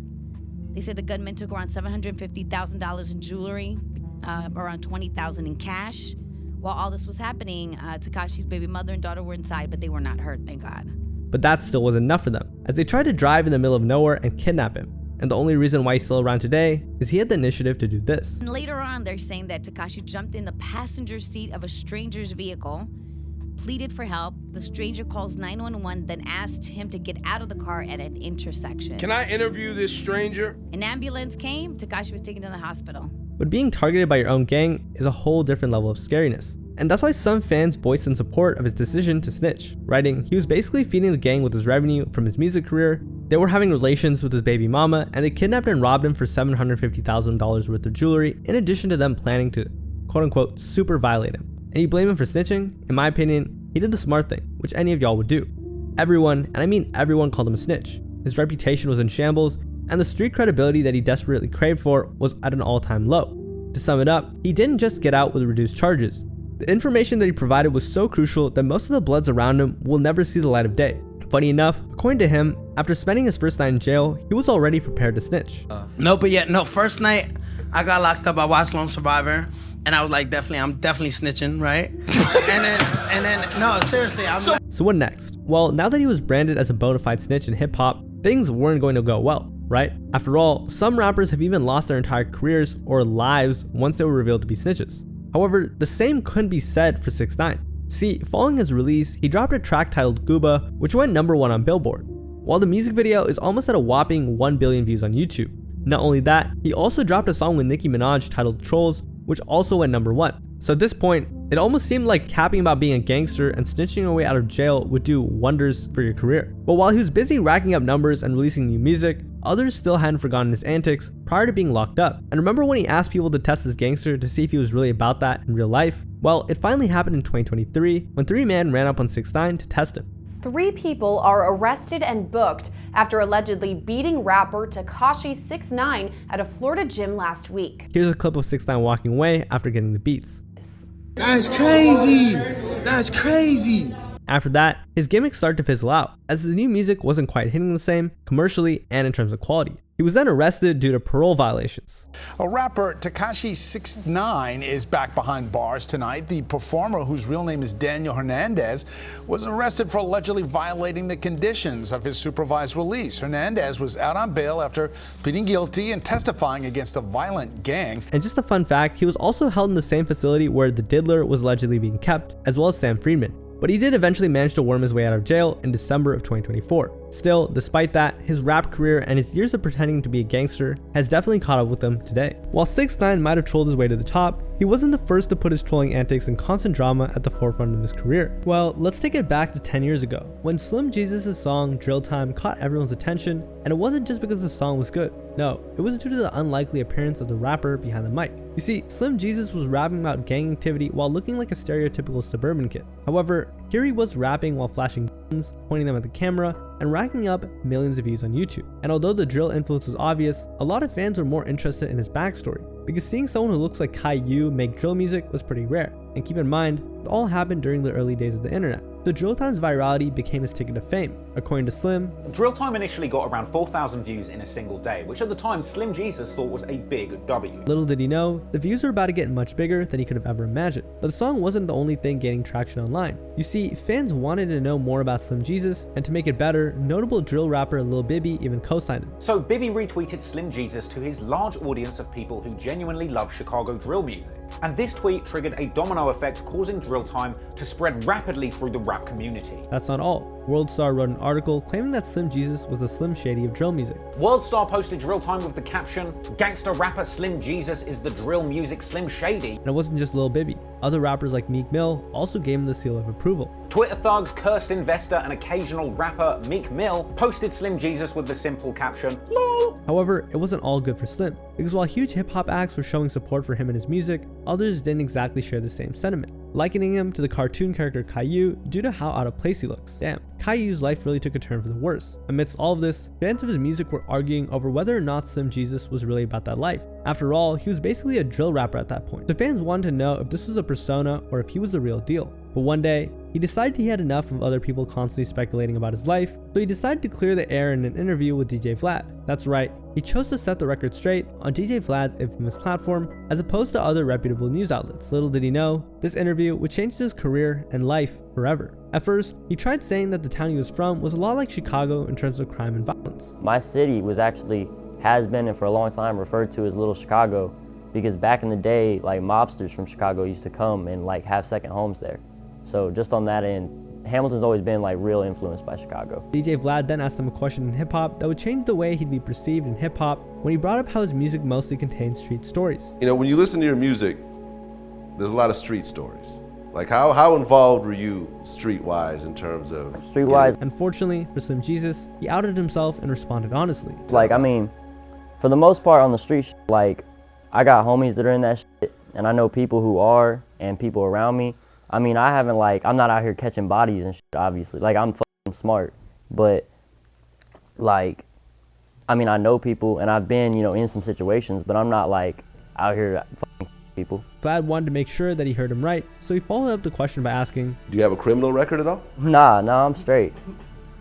So you've never been arrested? No, I've never been arrested, I'm straight. So the rapper who constantly talks about raining lead on his ops and all of his music wasn't really about that life. Sure, he did say that he'd been in those kinds of situations and even argued that his friends were about that, but it didn't matter since his answer forever ruined his image. Anyways, if he didn't really live that kind of life, why did he rap about it? Well, DJ Vlad brought that question up as well.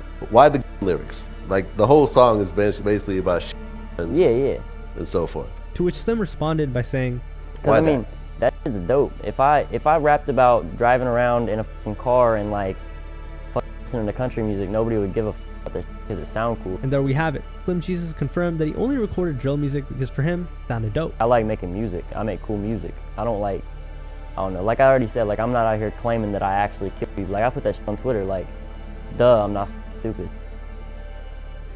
I make music that like I want to listen to, the type of I listen to. Honestly, it's great that Slim Jesus came out this early into his career to tell others that he only kept up his gangster image in music and that he wasn't moving that way in real life. However, what he didn't expect was the backlash that came soon after. Starting off with the rapper The Game, who we spoke about earlier, who advised him to live his raps in an interview with Complex. I think that Slim Jesus better be really messing with people or he's gonna get his smoked. I worry about these kids these days rapping about things that they're not really about. He even warned him, sometimes I think it's sad because lives can be lost when playing those games. Be careful, Slim Jesus. The Game was clearly worried about his life. It didn't stop there though, because one of the biggest drill rappers who co-signed him also switched up and criticized his decision to come out clean in an interview. If that was me, I think the best thing he could have did was not say nothing. No interviews, no shit. Left everybody wondering.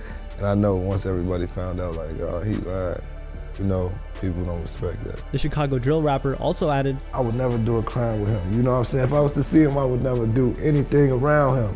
But he rapping, talking about he'll shoot in his back and be talking to the Jakes. Like, to me, he kind of looked like... It slowly felt like Slim Jesus was losing his cosigns and acceptance in hip-hop and fans because of the interview. Despite that, he continued rapping. At first, he tried to ignore the noise and various backlash. However, it got harder and harder each day, especially when real gangster rappers like G Herbo said stuff like this. He should have at least lied. That's what rappers do, lie. You gonna lose respect when you're not being yourself. The situation got so bad that several fake Slim Jesus accounts started popping up online to try and instigate beef with other gangster rappers. This led to another rapper named Lil Mister offering Slim Jesus $1,500 to throw hands. Walking to this Slim Jesus and that he talking about. Sneak dissing on Facebook and all this goofy.